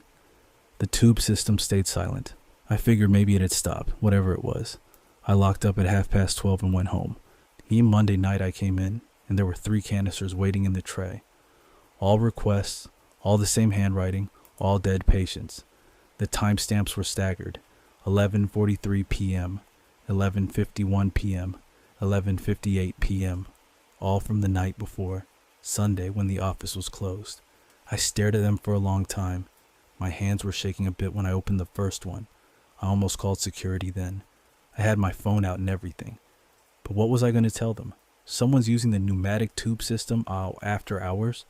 They'd probably just say it was a doctor, working late, catching up on paperwork. And technically, the requests were legitimate. Old files, sure, but nothing illegal about accessing them. I pulled the files and sent them up. Then I did something I probably shouldn't have. I called up to Ward 7 on the internal phone. It rang for a long time. Eventually, someone picked up. A nurse sounded young. I asked if anyone had been requesting records. She said no. The ward had been empty all weekend. They'd had a deep clean, and the patients had been moved temporarily to Ward 3. I asked about the pneumatic tube. She said the one on Ward 7 had been disconnected months ago. Some kind of pressure issue. Maintenance had sealed it off. I hung up, sat there staring at the canisters. The tube on Ward 7 was disconnected, but the requests were coming from Ward 7. The timestamps were clear. I checked the tube system map on the wall, the old laminated diagram from the 70s. Ward 7 was on the 3rd floor, the far end of the building. The tube ran down through the walls, past Ward 5, Ward 3, straight down to the basement, to the records office, and to one other place, the old morgue, right next door. The old morgue had its own tube station. I'd never really thought about it before. Why would a morgue need to send things to records? But there it was on the map, a little junction point just on the other side of the wall behind the filing cabinets. I walked over to the wall. There was a metal panel painted over about waist height. I pressed my ear against it. I could hear the faint hum of the tube system, the air pressure cycling, and something else, a rhythmic sound like someone breathing, or maybe it was just the ventilation. I couldn't tell. Another canister rattled down the tube. I actually jumped. It landed in the tray with a thud. I walked back to the desk, slowly, opened it. Another request, same handwriting, patient name, David Frome, or born 1956. I checked the database. Deceased 2011, cause of death, unspecified. I looked at the requested by field on the form. It's supposed to have a staff ID number and a signature. This one just had a signature. The handwriting was shaky, uneven. It didn't look like a doctor's scrawl. It looked like someone who hadn't written anything in a long time. I didn't pull the file. I sat there, staring at the form, until my shift ended at midnight. Then I locked up and left. I didn't send the file up. I just left it on the desk. The next night, Tuesday, I came in and the canister was gone. The request form was gone. The file I'd left on the desk was gone too. I checked the cabinet.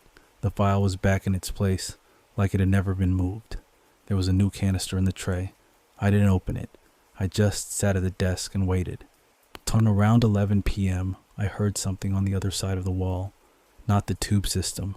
Footsteps, slow, uneven.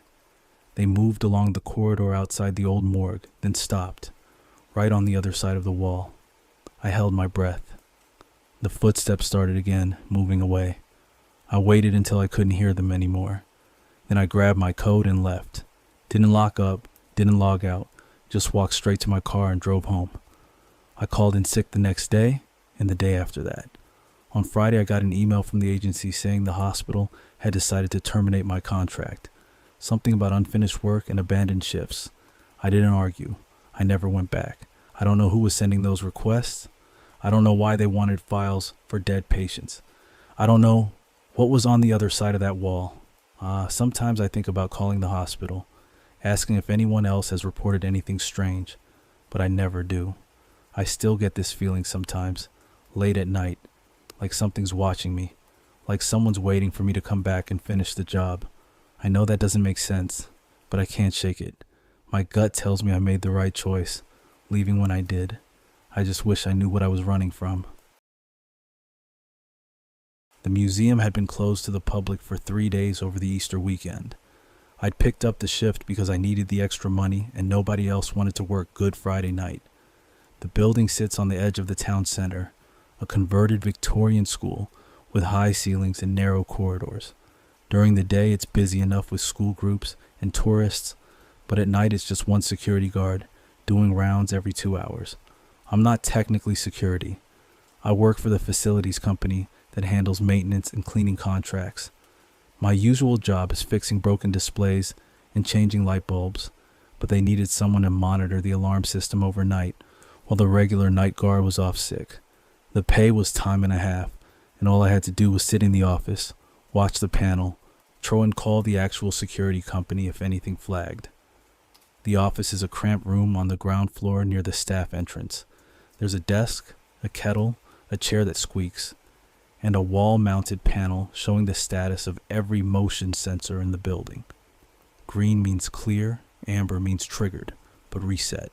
Red means active alarm. The building has about 40 sensors spread across 3 floors. Most of them cover the exhibition rooms, a few in the corridors, one in the basement near the archives. I got there at 11 p.m. The previous shift guy, Martin, showed me the log sheet and ran through the basics. If a sensor goes amber, check the camera feed for that zone. If it's nothing, note it in the log. If it's something, call the security company. He said the system was a bit touchy, especially the sensors near the windows. Wind could set them off sometimes, or a loose shutter. He left at 1:15 and I locked the door behind him. The first hour was fine.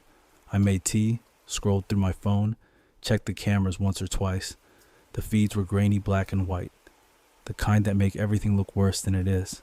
Empty rooms, display cases, shadows from the emergency exit signs. At 12:30, one of the sensors on the second floor went amber. Room 14, which houses the local history collection. I checked the camera. Nothing. Just cabinets and a mannequin in period dress. I noted it in the log and reset the panel. 20 minutes later, another sensor. Room 18, first floor. Victorian toys and household items. I checked the feed. Empty. Reset. I figured Martin was right about the system being sensitive. See, maybe the heating had kicked on and shifted the air around. Old buildings do that. Then at 1:10, room 22 went amber. Second floor again, near the stairwell. I checked the camera and saw nothing, but something about it felt off. I'd reset room 14 less than an hour ago, and now another second floor sensor was triggering. I told myself it was coincidence. The system was just glitchy. I made another tea and tried to ignore the creeping feeling in my gut. At 1:30, room 14 triggered again. Same room as before. I checked the camera and stared at the feed for a full minute. Nothing moved. The mannequin stood in the same position. The cabinets were undisturbed. The emergency light glowed green above the door. I reset it and wrote it in the log, but my hand was shaking a bit. I couldn't shake the feeling that something was wrong. And I almost called the security company then. I had the number on a laminated card next to the phone, but what would I say? The sensors keep going off, but there's nothing on the cameras? They'd think I was an idiot. I decided to wait and see if it happened again. It did. At 2 a.m., room 18 triggered. First floor, same as before. Then at 1:15, room 22. Then at 1:30, room 14 again. Always the same 3 rooms, rotating in a pattern. I checked the cameras every time and saw nothing. My gut was screaming at me to leave, to call someone, to do something. But I stayed in the chair and kept resetting the panel. At 3 a.m., I decided to do a walkthrough. I know I wasn't supposed to leave the office, but I needed to see the rooms for myself. I took the torch from the desk drawer and unlocked the office door. The corridor was dark except for the exit signs. The building smelled like floor polish and old wood. I climbed the stairs to the second floor and walked to room 14. The door was ajar. I was sure Martin had said all the doors were locked at night, but this one was open about 6 inches. I pushed it wider and shone the torch inside. The mannequin stood in the corner. The cabinets lined the walls. Everything looked normal. I stepped inside and checked behind the display cases. Nothing. I pulled the door shut and made sure it latched. I checked room 22 next. The door was closed. I tried the handle and it was locked. I looked through the glass panel and saw nothing unusual. Then I went down to the first floor and checked room 18. The door was closed but unlocked. I opened it and shone the torch around. Toys in glass cases. There were a rocking horse in the corner, a shelf of old dolls. I closed the door and tested the handle. It didn't lock properly. The latch was loose. I went back to the office and sat down.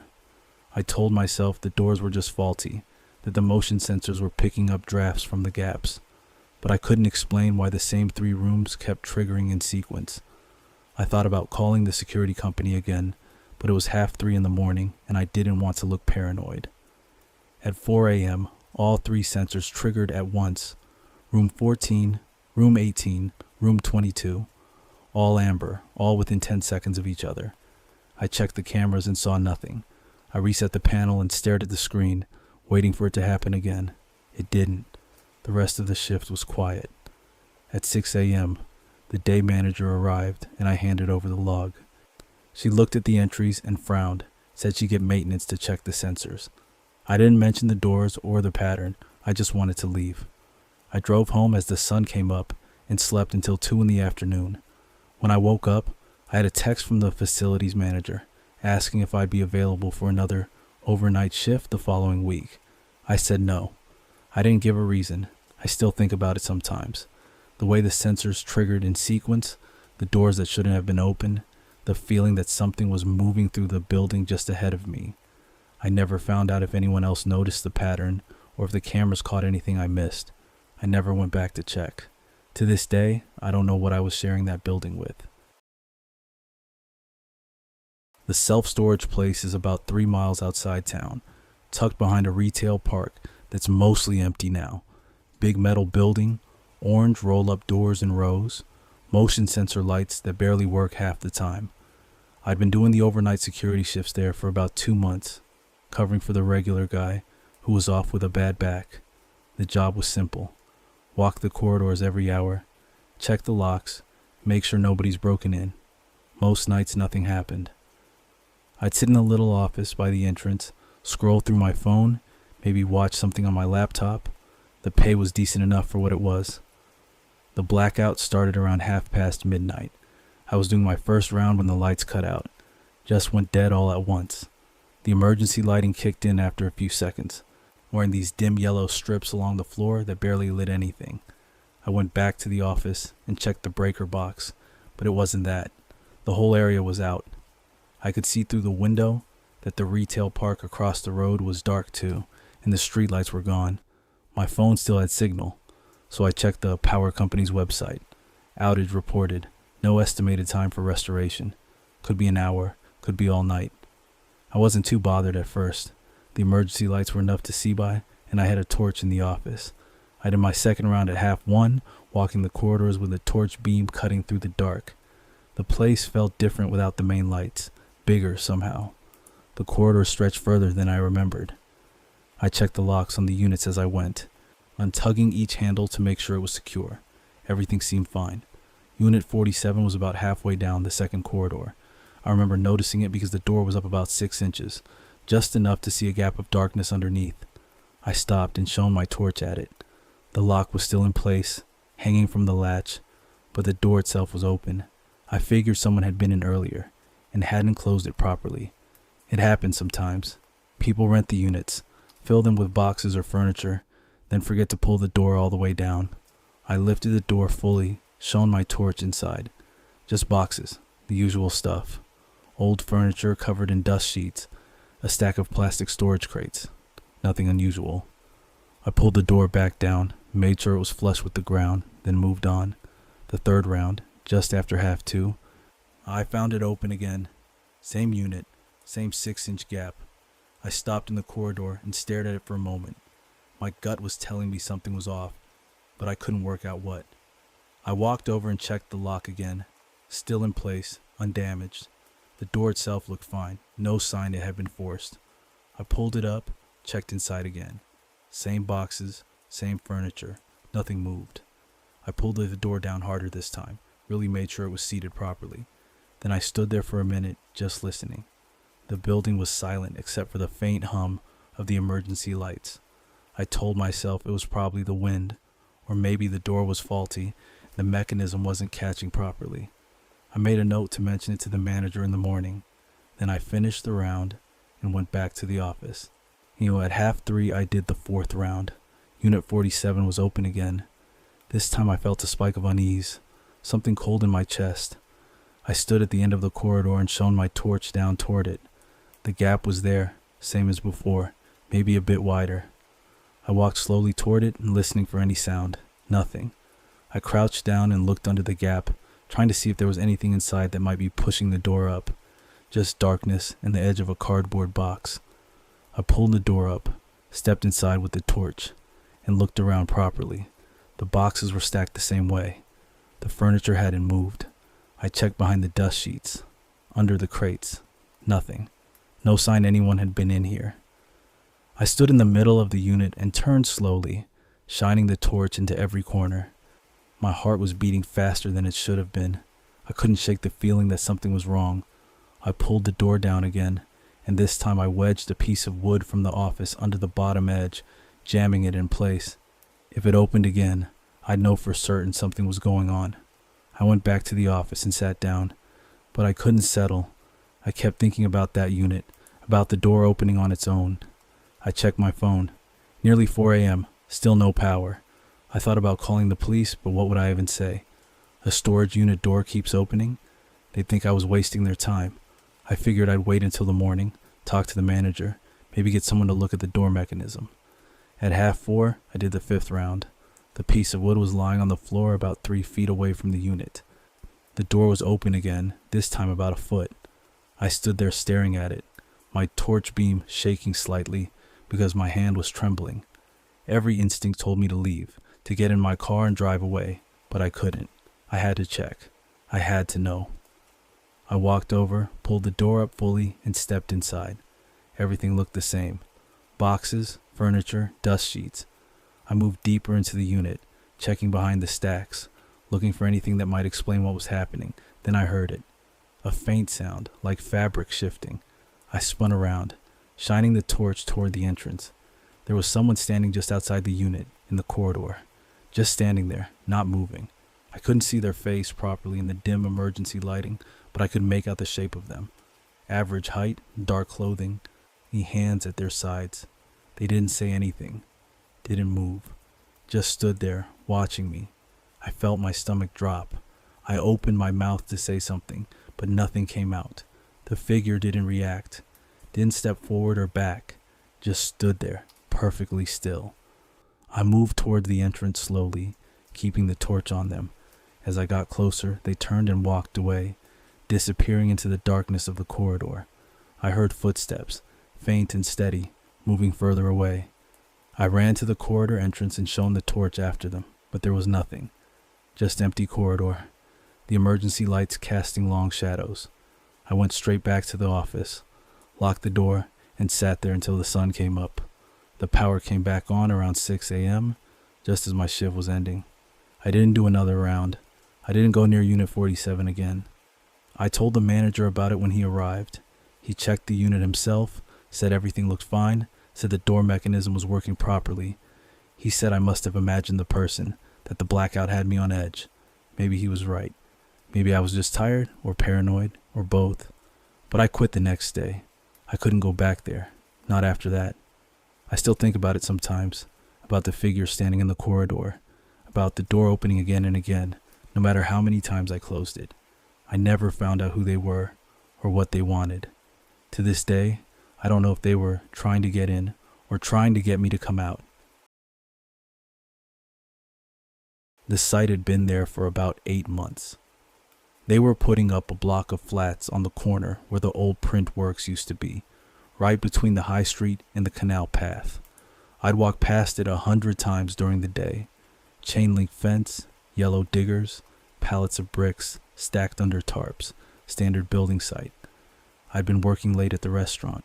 We'd had a private booking that ran over, and by the time I'd finished cleaning down the kitchen and cashing out, it was nearly 2 a.m. The buses had stopped running, and I didn't have money for a taxi. My flat was only about 1.5 miles away, but the proper route meant going all the way around the ring road. The construction site had a gap in the fence on the canal side, and I'd seen people using it as a shortcut during the day when I was on my way to work. Just a dirt path that cut straight through where they'd cleared the old building, came out on the street about 3 minutes from my front door. Would save me 20 minutes of walking.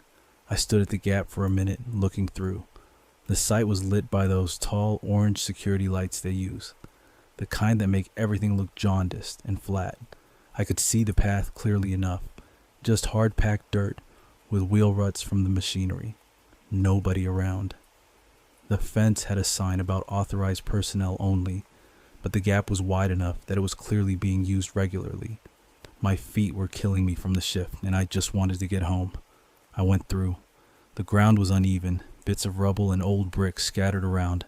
I kept my phone torch on and watched where I was stepping. The air smelled like cement dust and diesel. One of those security lights was buzzing, the sound cutting in and out. It was cold enough that I could see my breath. I was about halfway through when I heard something behind me.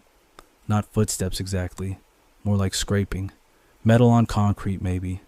I turned around but couldn't see anything past the glare of the security lights.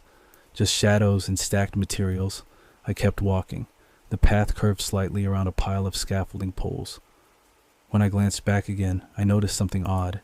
There was a wheelbarrow sitting in the middle of the path I'd just walked. I was pretty sure it hadn't been there before. It was just sitting there, handles pointing toward me. I told myself I'd walk past it and not noticed. It was late.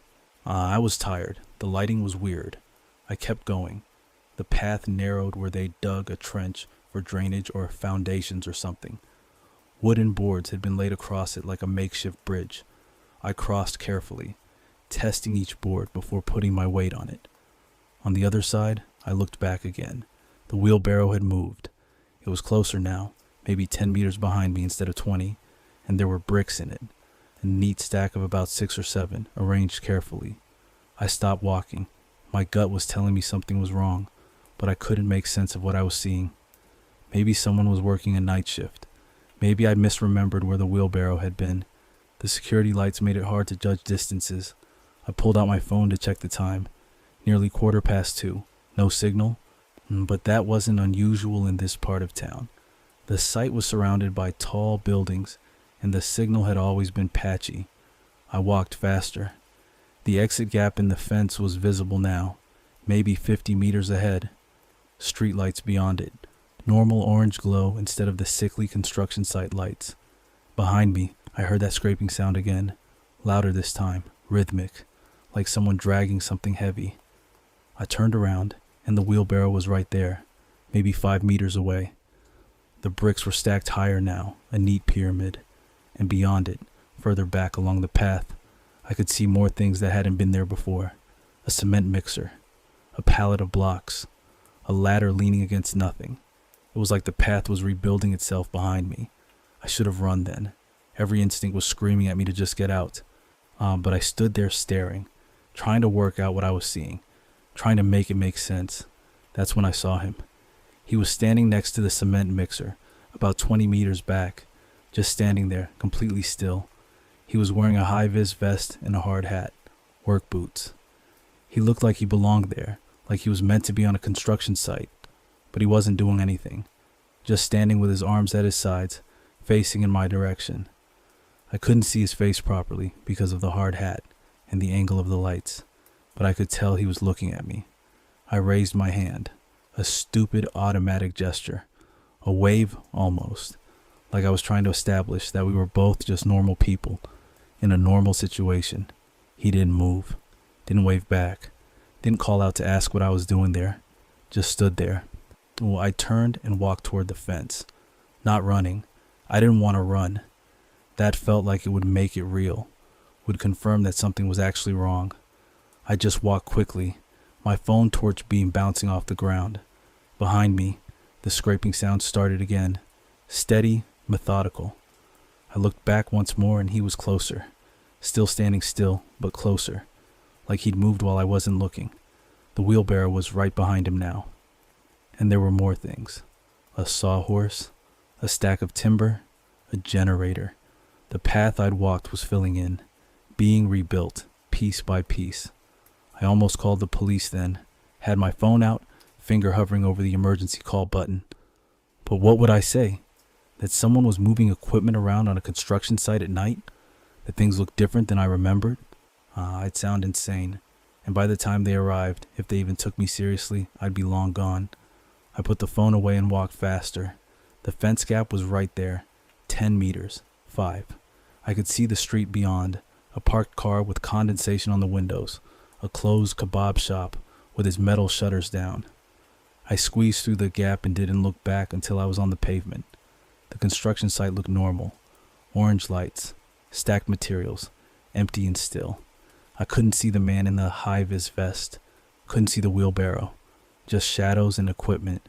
I walked home, didn't run, told myself I'd imagined it, that the lighting had played tricks on me, that I'd been more tired than I thought. But I know what I saw. I know the path was changing behind me. I know he was there. I've walked past that site dozens of times since then, always during the day. The fence gap is still there. The path is still visible, but I've never used it again. I go the long way around, even when I'm running late. Sometimes I see workers there during the day, normal people doing normal jobs. I've looked for him, the man in the high-vis vest, trying to match his height, his build, the way he stood. I've never seen him again. The building is nearly finished now. They're putting windows in, doing the exterior cladding. In a few months, people will be living there.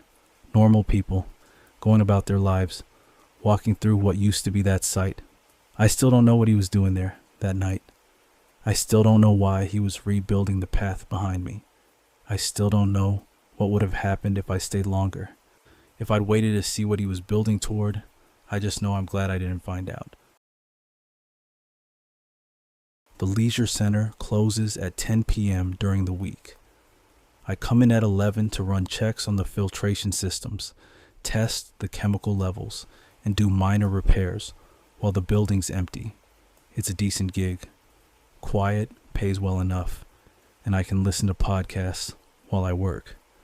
The heat wave had been going on for about 10 days, temperatures hitting 32, 33 degrees during the day, barely dropping at night.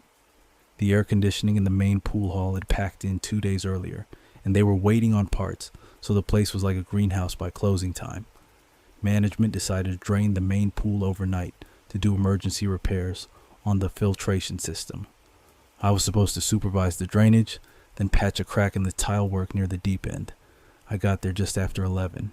The car park was empty except for my van, and a couple of cars, I assumed, belonged to the evening staff finishing their close-up routines. The building was still warm inside, that thick chlorine smell hanging in the air. I could hear the hum of the vending machines in the corridor and the occasional clunk of the old heating system that never quite shuts down properly. The pool looked strange already. They'd started draining it around 9, so the water level was down about 3 feet. The shallow end was almost empty, just puddles collecting around the drain covers. The deep end still had maybe 4 feet of water, dark and still under the overhead lights. Half of them were off to save energy, so the whole space felt dim and echoey. I started my rounds in the plant room first, checked the pressure gauges. I made sure the drainage pumps were running smoothly. Everything looked fine. I filled out the logbook, noted the water level, estimated another 2 hours until the pool would be empty enough to work in. Then I went back out to the pool hall to set up my tools. That's when I heard it. A splash. Not loud, but distinct. The kind of sound you get when someone pushes off from the side of the pool. I stopped and listened. The building was silent except for the mechanical hum of the drainage system and the faint drip of water. I walked to the edge of the pool and looked down. The water in the deep end was perfectly still. No ripples, no movement. I told myself it was the drainage system. Air pockets, maybe. Or water shifting as the level dropped. I'd worked here for 8 months and heard all sorts of weird noises. Buildings make sounds. It's especially old ones like this. I went back to the plant room and checked the CCTV monitor we keep in there. 4 cameras cover the pool hall, 2 at each end. The feeds were grainy, black and white, but I could see the whole space, empty. Just the half-drained pool and the rows of plastic chairs stacked against the far wall. I made myself a cup of tea from the kettle I keep in the plant room and sat there for a bit, watching the monitor. Nothing moved. After about 20 minutes, I went back out. The water level had dropped another foot. The shallow end was completely empty now, just wet tiles reflecting the overhead lights. I walked around the edge, checking the drainage grates, making sure nothing was blocking them. Everything looked normal. Then I saw the footprints, wet footprints on the tiles, leading from the deep end toward the changing rooms. They were fresh, the water still beaded on the surface. Adult-sized, barefoot.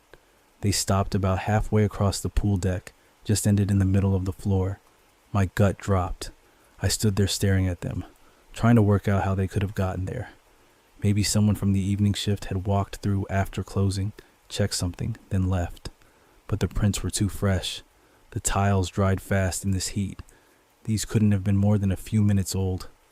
I called out, "Hello? Is someone still here?" My voice echoed off the walls.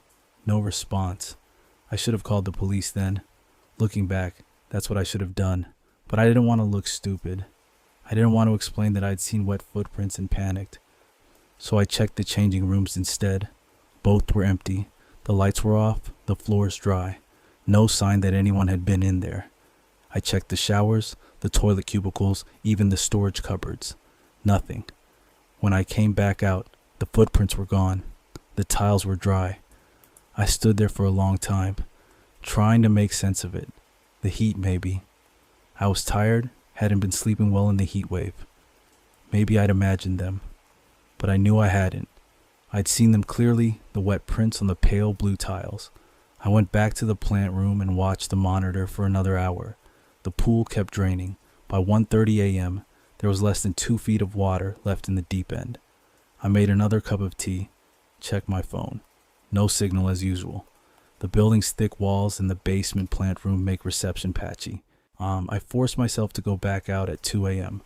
The pool was almost empty now, just a shallow layer of water collecting at the lowest point of the deep end. I climbed down the ladder with my toolbox and started examining the crack in the tiles. That's when I heard the breathing. Not loud, just steady, rhythmic breathing, like someone treading water. It was coming from behind me, from the deep end. I turned around. There was no one there, just the last few inches of water, draining slowly toward the grates, but I could still hear it. The breathing, and then the faint sound of water moving like someone doing a slow breaststroke. Every instinct told me to get out.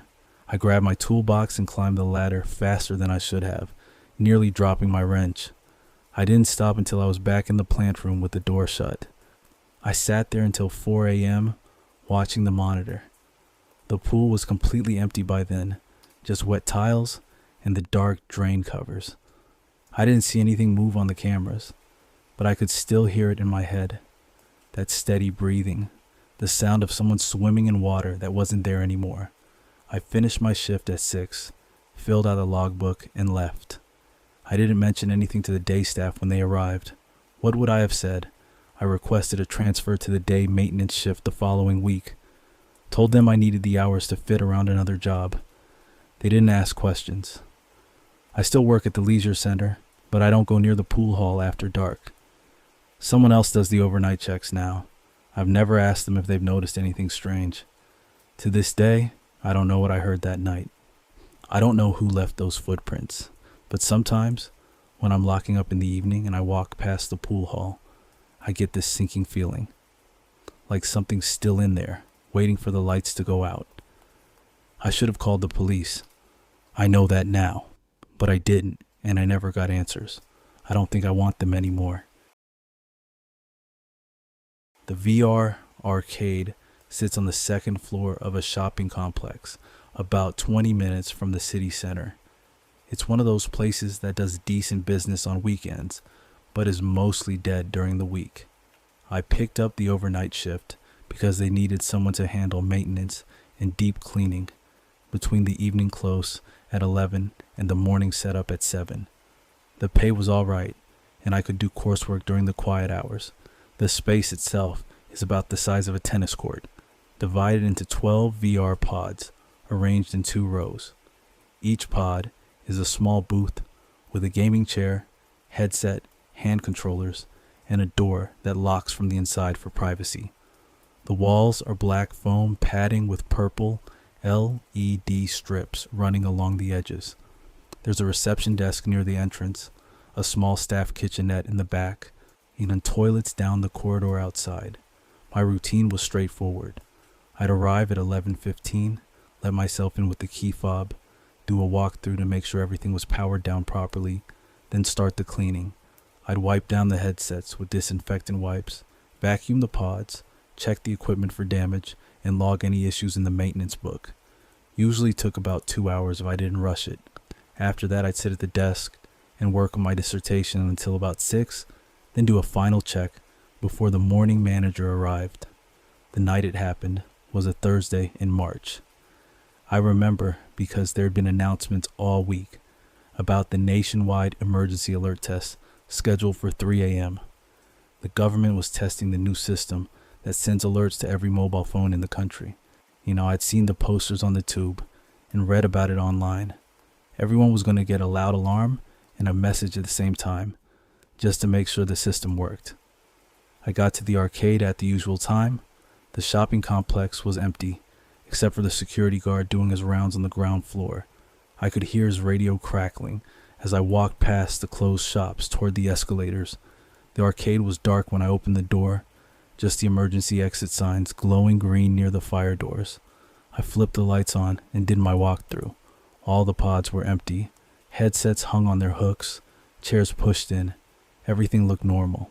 I started cleaning from pod 1, working my way down the first row. The building was quiet except for the hum of the ventilation system and the occasional creak from the shopping complex settling. I was halfway through pod 6 when the booking system chimed. It's connected to the website and makes a notification sound whenever someone reserves a pod online. I looked up at the monitor on the reception desk. Pod 3 had just been booked for a 30-minute session starting at 1 a.m. That struck me as odd. We don't usually get online bookings during the overnight hours. The website technically allows it, but nobody ever does it because the arcade is closed to the public. I figured it was probably a mistake, someone selecting the wrong time slot. It happened occasionally. I finished cleaning pod 6 and moved to pod 7. About 10 minutes later, the system chimed again. Another booking. Pod 3 again, this time for 1:30 a.m. I walked over to the desk and checked the booking log. Both reservations were under the same email address, just a string of random letters and numbers, followed by a Gmail domain. No name, no phone number. The payment had gone through, though. 2 sessions, £8 each. I thought about calling my manager, but it was nearly midnight, and I didn't want to bother him over what was probably just a glitch or someone messing about online. I made a note in the logbook and went back to cleaning. The system chimed again at 12:40, pod 3, 2 a.m., same email address. My gut was telling me something was off, but I couldn't put my finger on what. I stood at the desk, staring at the monitor, trying to make sense of it. Why would someone book the same pod 3 times in a row during hours when the arcade was closed? And why pod 3 specifically? I walked over to pod 3 and opened the door. It looked the same as when I'd cleaned it 20 minutes earlier. Headset on the hook, chair centered, controllers on the armrest. I checked the equipment log to see if there had been any reported issues with that pod. Nothing recent. It was one of our newer setups, barely 6 months old.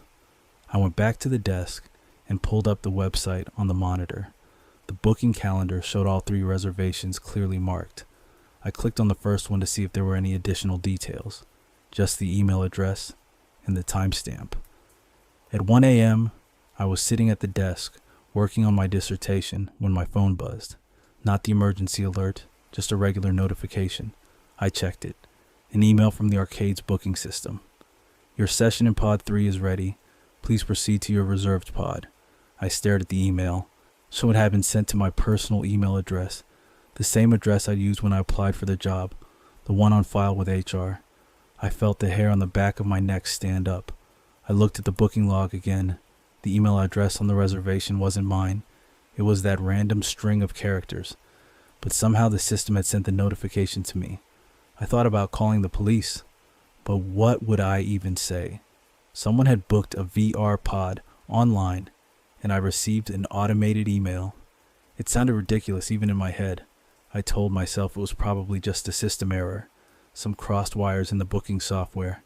At 1:30, my phone buzzed again. Same message. Your session in pod 3 is ready. I didn't go near pod 3. I stayed at the desk, trying to focus on my work, but I kept glancing at the pod door. It remained closed. The purple LED strips cast everything in a dim glow that made the shadows look deeper than they should have been. The ventilation system seemed louder than usual, or maybe it was just that I was paying more attention to every sound. I could hear the faint hum of electronics, the occasional click of the building's heating system, the distant rumble of a night bus passing on the street outside.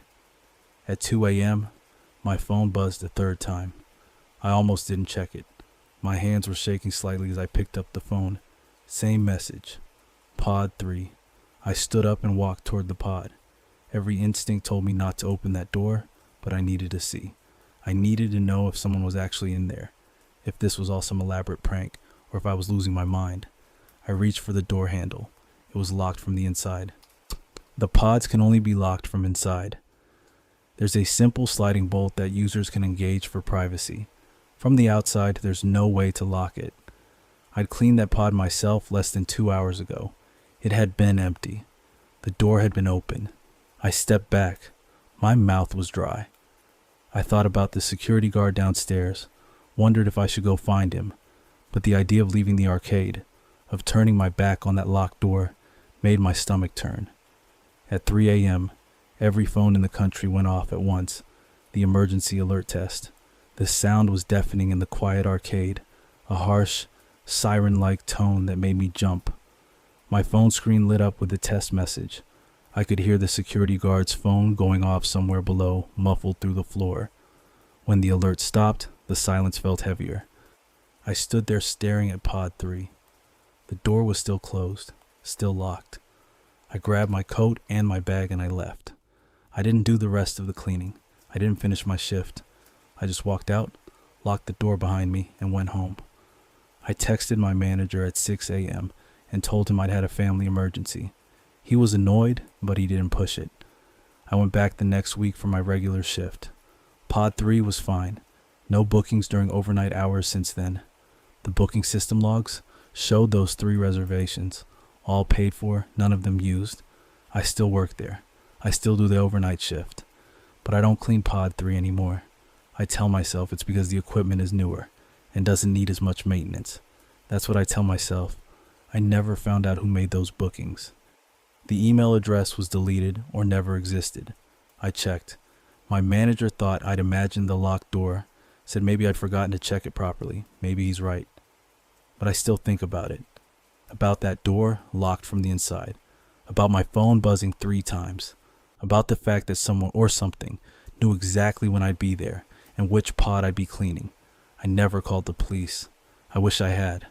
Not that they could have done anything, but at least I'd have it on record. At least I'd know I wasn't overreacting. To this day, I don't know what was in that pod. I don't know if anything was. But my gut tells me I made the right choice by leaving, and I'm not going to ignore that feeling again. The prayer room is tucked away on the landside mezzanine level of Terminal 2, past the left luggage desk and down a corridor most passengers never notice. It's a small carpeted space with low benches along the walls, a few prayer mats rolled up in the corner, and a bookshelf with various religious texts.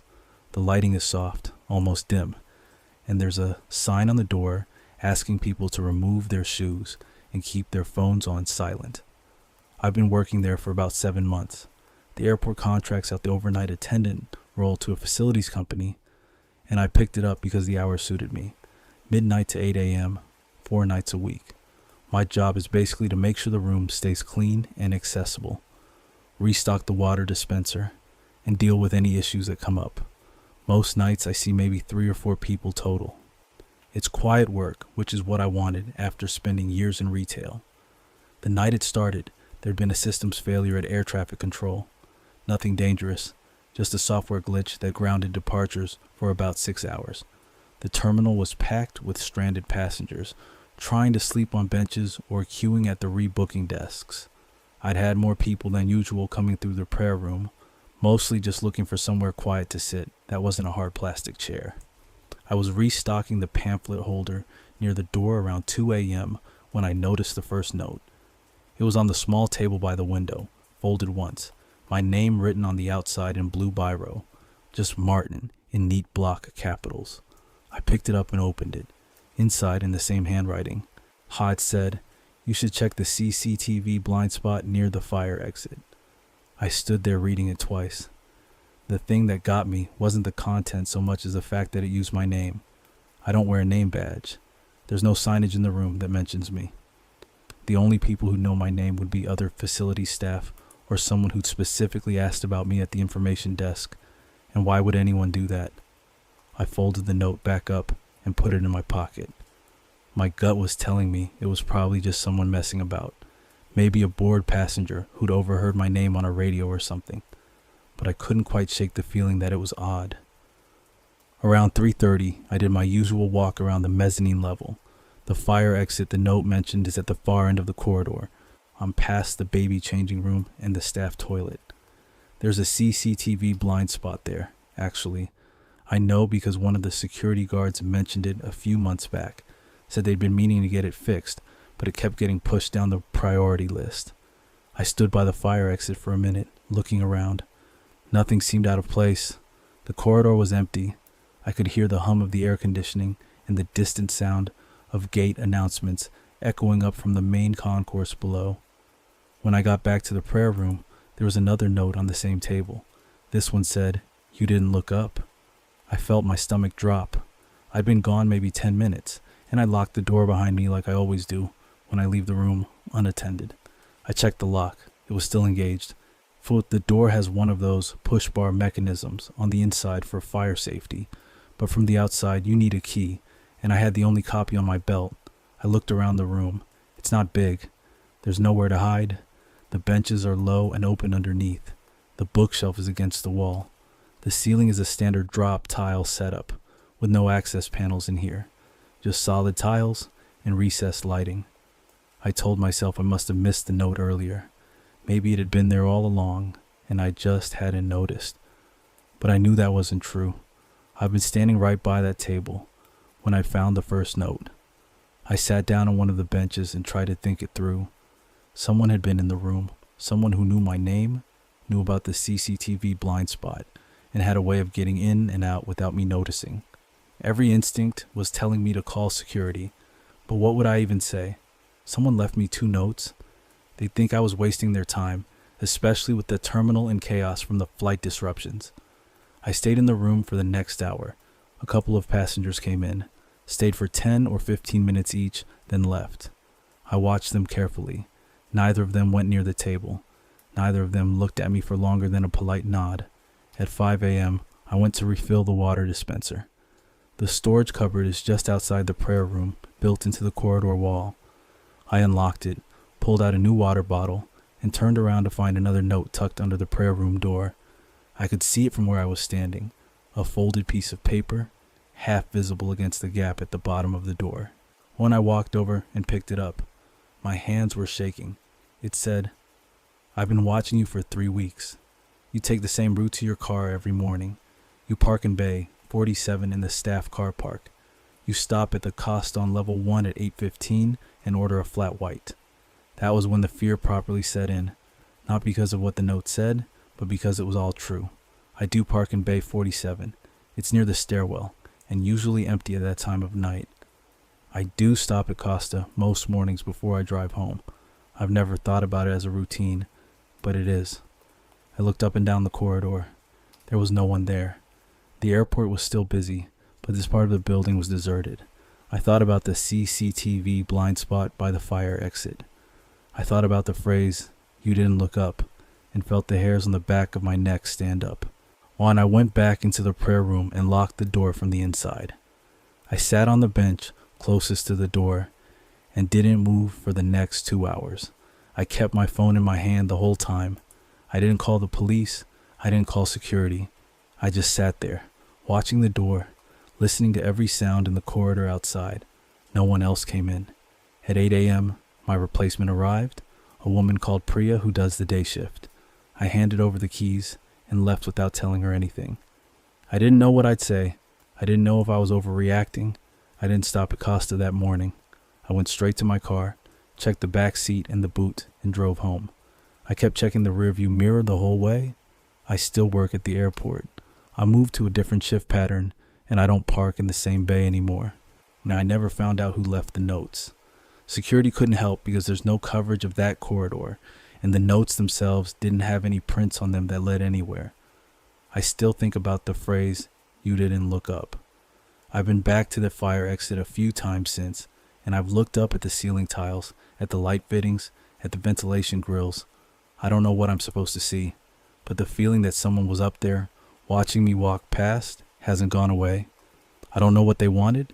I don't know why they knew my name or why they were watching me, and I don't know if they're still there. The charity shop sits on a side street about half a mile from the town center, tucked between a laundrette and a boarded-up travel agent. I've been volunteering there for about 4 months now, mostly sorting donations in the back room.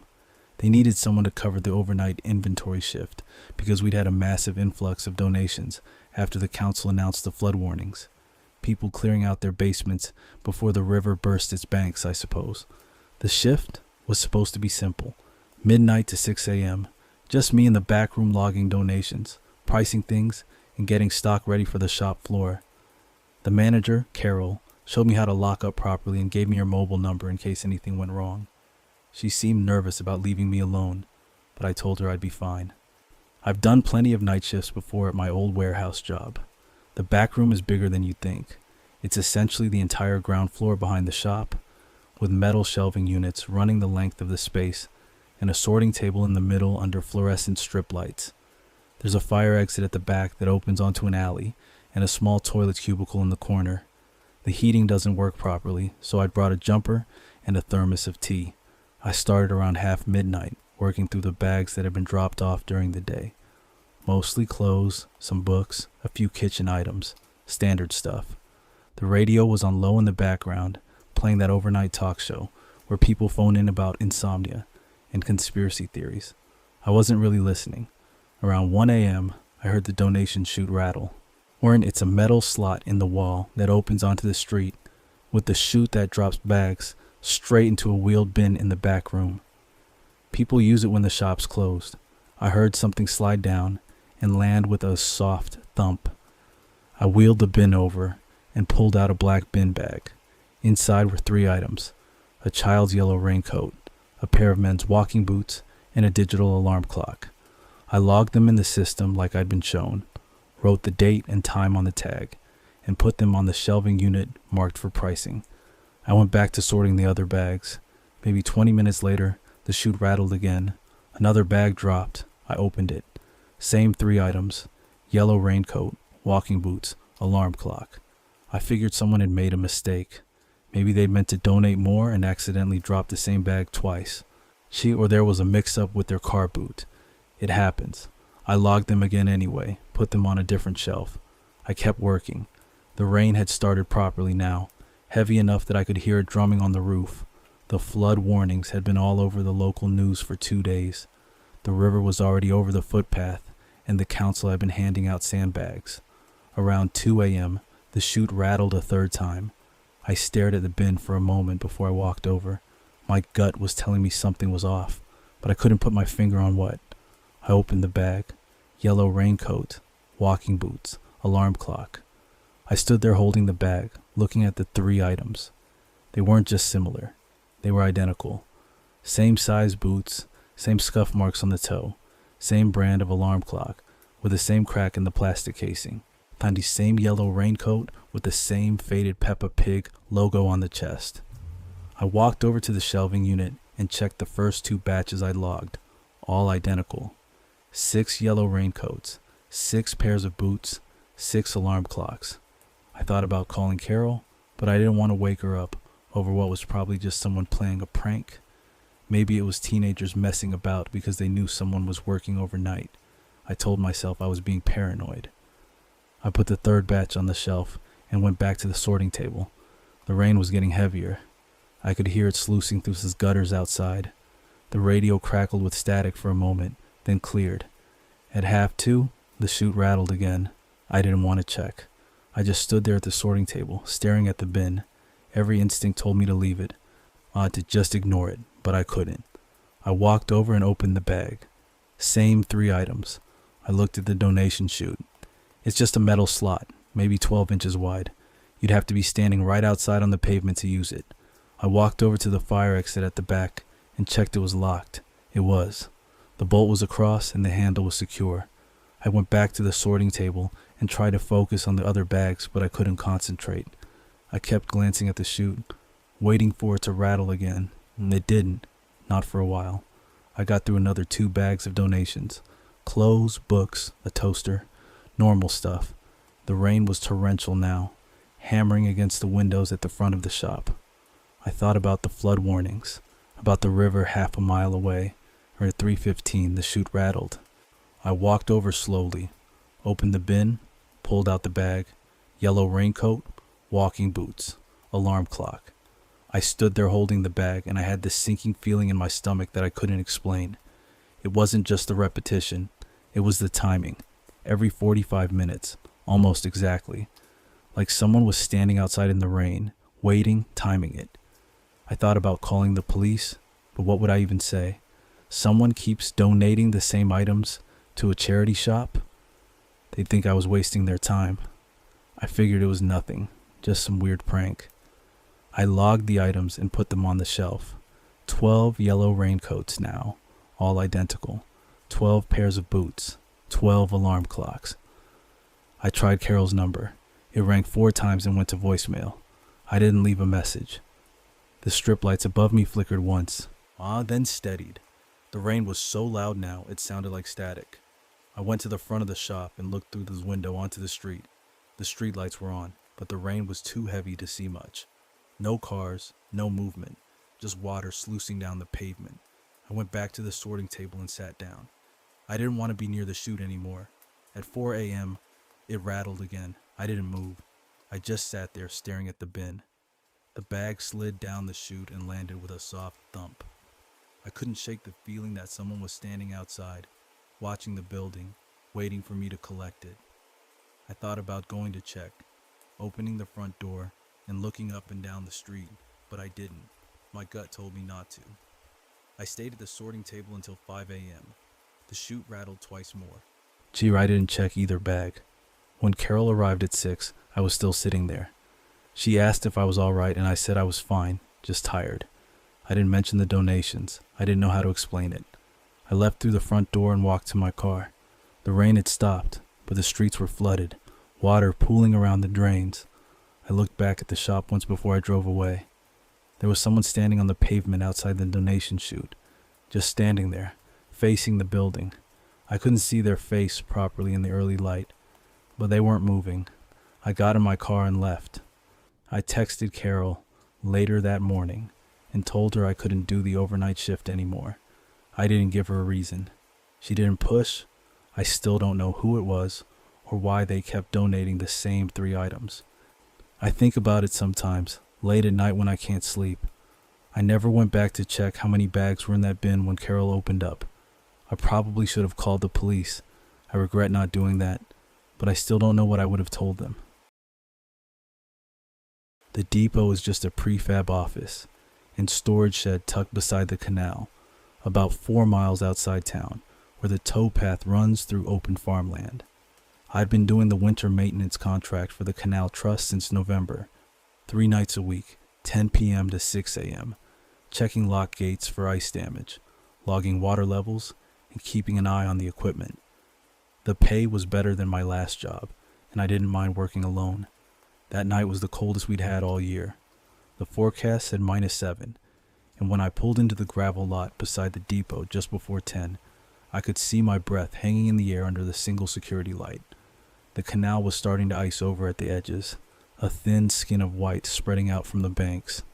I'd need to check the lock gates every 2 hours to make sure nothing froze solid, whereas the office was small, just a desk, a filing cabinet, a kettle, and a 2-bar heater that took 20 minutes to warm the place up. One window looked out over the canal, and another faced the car park. I made tea, logged into the maintenance system, and started filling out the evening report. Standard stuff. Water level normal, no debris. Temperature dropping fast. Around 11, I did my first walk. The towpath runs about half a mile in each direction from the depot before it hits the next lock. I took the torch and the clipboard and headed east first. The path was frozen solid. Puddles turned to ice, and the grass crunched under my boots. The canal was black and still, reflecting nothing.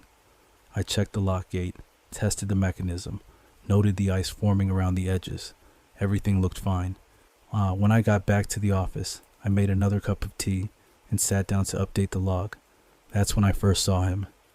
He was standing on the opposite bank, maybe 30 meters away, just at the edge of the torchlight's reach. I couldn't make out much detail, just a dark shape, human-sized, standing completely still. My first thought was that it was another walker, maybe someone out for a late stroll, though that seemed unlikely given the temperature. I watched for a minute, waiting to see if he'd move. He didn't. I told myself it was probably nothing, maybe someone from one of the farms or a fisherman checking his gear. The towpath on that side wasn't maintained by us, but it was still public access. I turned back to the computer and tried to focus on the report. When I looked up again 5 minutes later, he was still there. We're in the same spot, same posture, just standing. My gut was telling me something was off, but I pushed it down. I didn't want to be the kind of person who panicked over nothing. I'd been doing this job for 3 months, and I'd never had any trouble. The area was quiet, no crime to speak of, just fields and the occasional dog walker during the day. I got up and made myself busy. I checked the equipment in the shed, tested the spare torch, refilled the kettle. When I came back to the desk, I made a point of not looking out the window straight away. I sat down, opened the log, typed a few lines. Then I glanced up. He'd moved closer.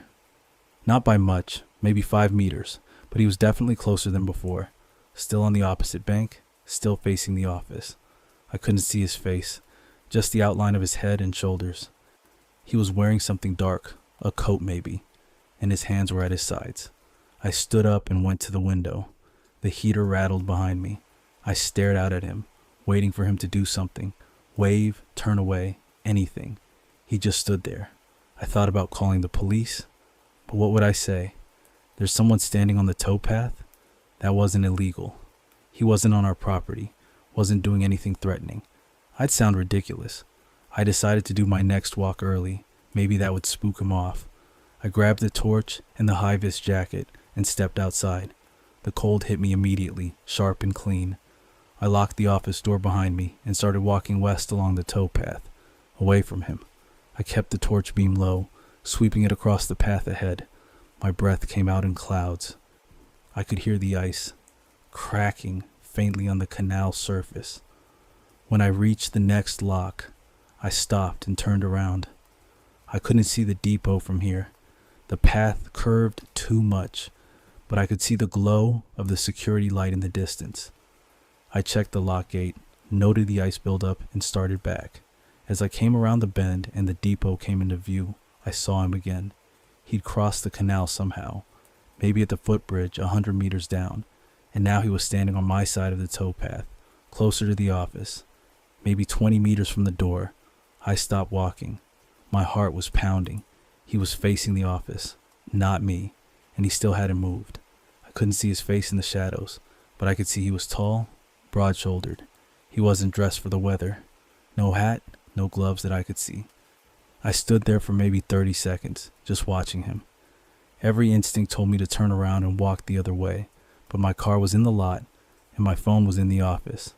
I couldn't just leave. I started walking again, slower this time, keeping the torch pointed at the ground. I didn't want to shine it directly at him. I didn't want to provoke anything. As I got closer, I could hear my boots on the frozen path, loud in the silence. He didn't turn to look at me. He just kept staring at the office window. When I was about 10 meters away, I stopped again. "You all right?" I called out. My voice sounded thin in the cold air. He didn't respond, didn't move, didn't even turn his head. I tried again. "Can I help you with something?" Nothing. I had this sinking feeling in my chest, like something was very wrong, but I couldn't put my finger on what. I thought about walking past him to get to the office, but the idea of turning my back on him made my skin crawl. Instead, I took a few steps to the side, giving him a wide berth, and kept moving toward the depot. As I passed him, I glanced over. He was maybe 3 meters away now. I still couldn't see his face properly, but I could see his hands. They were pale, almost white in the darkness, and they hung at his sides, completely relaxed. He wasn't shivering, wasn't moving at all. I unlocked the office door, stepped inside, and locked it behind me. My hands were shaking. I went straight to the window and looked out. He'd moved again. He was standing right outside the window now, maybe 2 meters away, staring in. I could see his face for the first time.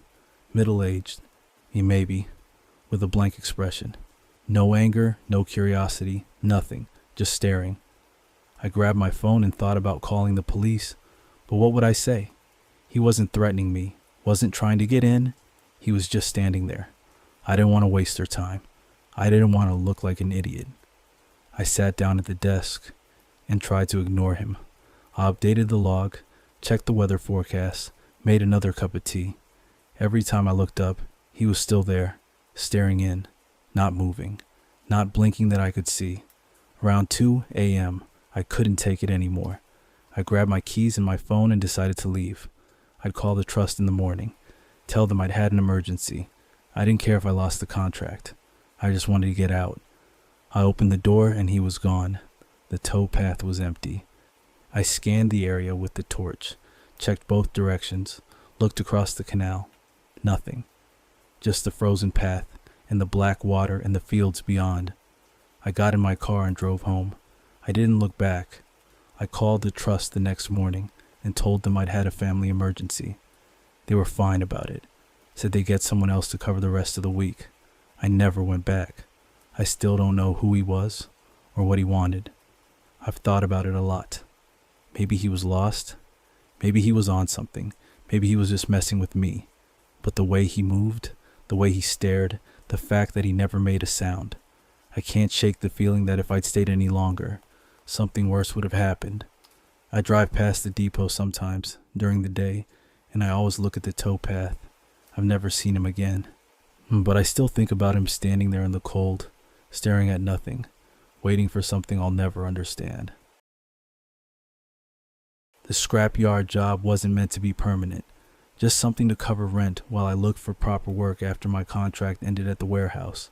3 nights a week, 10 p.m. to 6 a.m., sitting in a porta cabin at the edge of a recycling center about 5 miles outside Doncaster.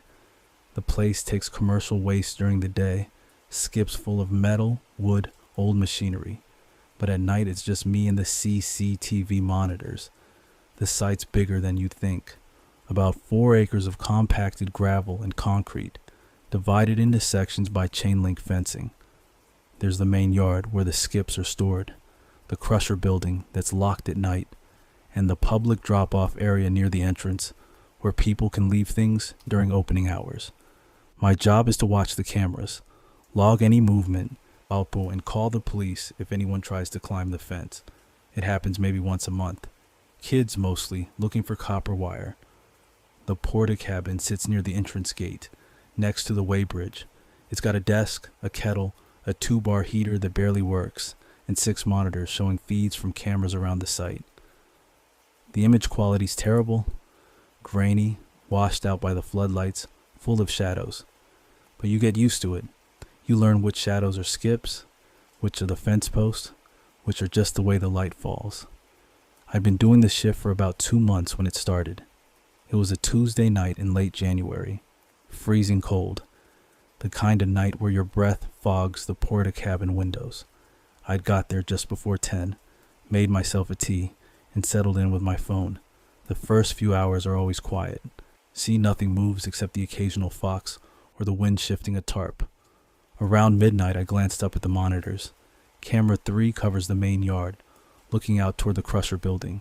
The floodlight there is one of the brightest on site, mounted on a pole about 15 feet high. It cast this harsh, white pool of light across the gravel. There was someone standing in it, just standing, not moving, hands at their sides, facing the camera. I sat up straighter, squinting at the screen. The image was too grainy to make out details, but I could see the shape clearly enough. Average height, maybe. Dark clothing. They weren't doing anything, just standing there under the light. My gut told me something was off, but I tried to be rational about it. Could have been a worker who'd stayed late. Could have been someone from the day shift who'd left something behind and come back for it. The gate was locked, but there's a pedestrian entrance with a keypad. Maybe they had the code. I kept watching. The figure didn't move, not even a little. No shifting weight, no looking around, just standing. I thought about calling my supervisor, but I didn't want to look like an idiot. It was probably nothing. I switched to camera 4, which covers the same area from a different angle. The figure was still there, same position. I could see the edge of the crusher building behind them, the rows of skips to the left. I decided to go out and check. The porta-cabin door sticks, so I had to shove it open with my shoulder. The cold hit me immediately. I grabbed my torch and walked toward the main yard, gravel crunching under my boots. The site was dead silent except for the hum of the floodlights. I reached the yard and swept my torch across the area. Nothing, no one. Just the skips, the crusher building, the fence line. The gravel was undisturbed. I walked over to the spot where the figure had been standing. No footprints. No sign anyone had been there at all. I stood under the floodlight for a moment, looking around. My breath misted in the cold. I felt stupid. I'd probably just seen a shadow, or the camera had glitched. I went back to the porta-cabin, locked the door, and sat down. The figure was on the monitor again. Same spot, same position. My stomach dropped. I stared at the screen, trying to make sense of it. I'd just been out there. I'd checked. There was no one. I switched between cameras 3 and 4. Both showed the figure, still not moving. I checked the timestamp on the feed. It was live, not a recording. I thought about calling the police, but what would I even say? There's someone on the camera, but not in real life. They'd think I was wasting their time. I told myself I was being paranoid. Maybe I'd missed them somehow. Maybe they'd been behind one of the skips. I kept watching. The figure stayed there for another 20 minutes. Then the feed cut to static for a few seconds. When it came back, they were gone. I didn't sleep much the rest of the shift. I kept checking the monitors, switching between cameras, but I didn't see anything else. By the time 6 a.m. rolled around and the day shift supervisor arrived, I'd almost convinced myself I'd imagined it. I didn't mention it to anyone. It sounded too weird. The next shift was Thursday. I got there at 10, same routine. Made tea, sat down, checked the monitors. Everything normal. I tried to focus on my phone, scrolling through job listings, but I kept glancing up at camera 3. Just after midnight, the figure was back. Same spot, same position, standing under the floodlight. This time I didn't hesitate. I grabbed my torch and went straight out. I half ran across the site, my breath coming fast, the cold burning my throat. I reached the yard and swept my torch over the area. Nothing, no one. I checked behind every skip, every corner, empty. I went back to the porta-cabin. The figure was still on the monitor. I sat there staring at the screen, my hands shaking. Every instinct told me to leave, to get in my car and drive home, but I needed the money. I couldn't just abandon the shift. I tried to rationalize it. Maybe it was a camera fault. Oh, maybe there was something wrong with the feed, some kind of loop or glitch. But the timestamp kept updating. The wind moved a tarp in the background. It was live. I called my supervisor. It went to voicemail. I left a message saying I thought there was a problem with the cameras, but I didn't go into detail. I sounded shaky even to myself. The figure stayed there until about 2 a.m., then vanished when the feed cut to static again. I should have called the police. Looking back, I don't know why I didn't. I think part of me was afraid they'd think I was crazy. Part of me didn't want to admit how scared I was. I finished the shift. I didn't go back. I texted my supervisor the next morning and said I was quitting, made up something about a family emergency. He didn't push. I don't think he cared. I still don't know what I saw. Wow, I've thought about it a lot. Tried to come up with explanations. A prank maybe, though I don't know how anyone could have pulled it off. A fault with the cameras. Something I misunderstood. But I remember the way the figure stood, perfectly still, facing the camera, like they knew I was watching. I drive past the scrapyard sometimes on my way into town.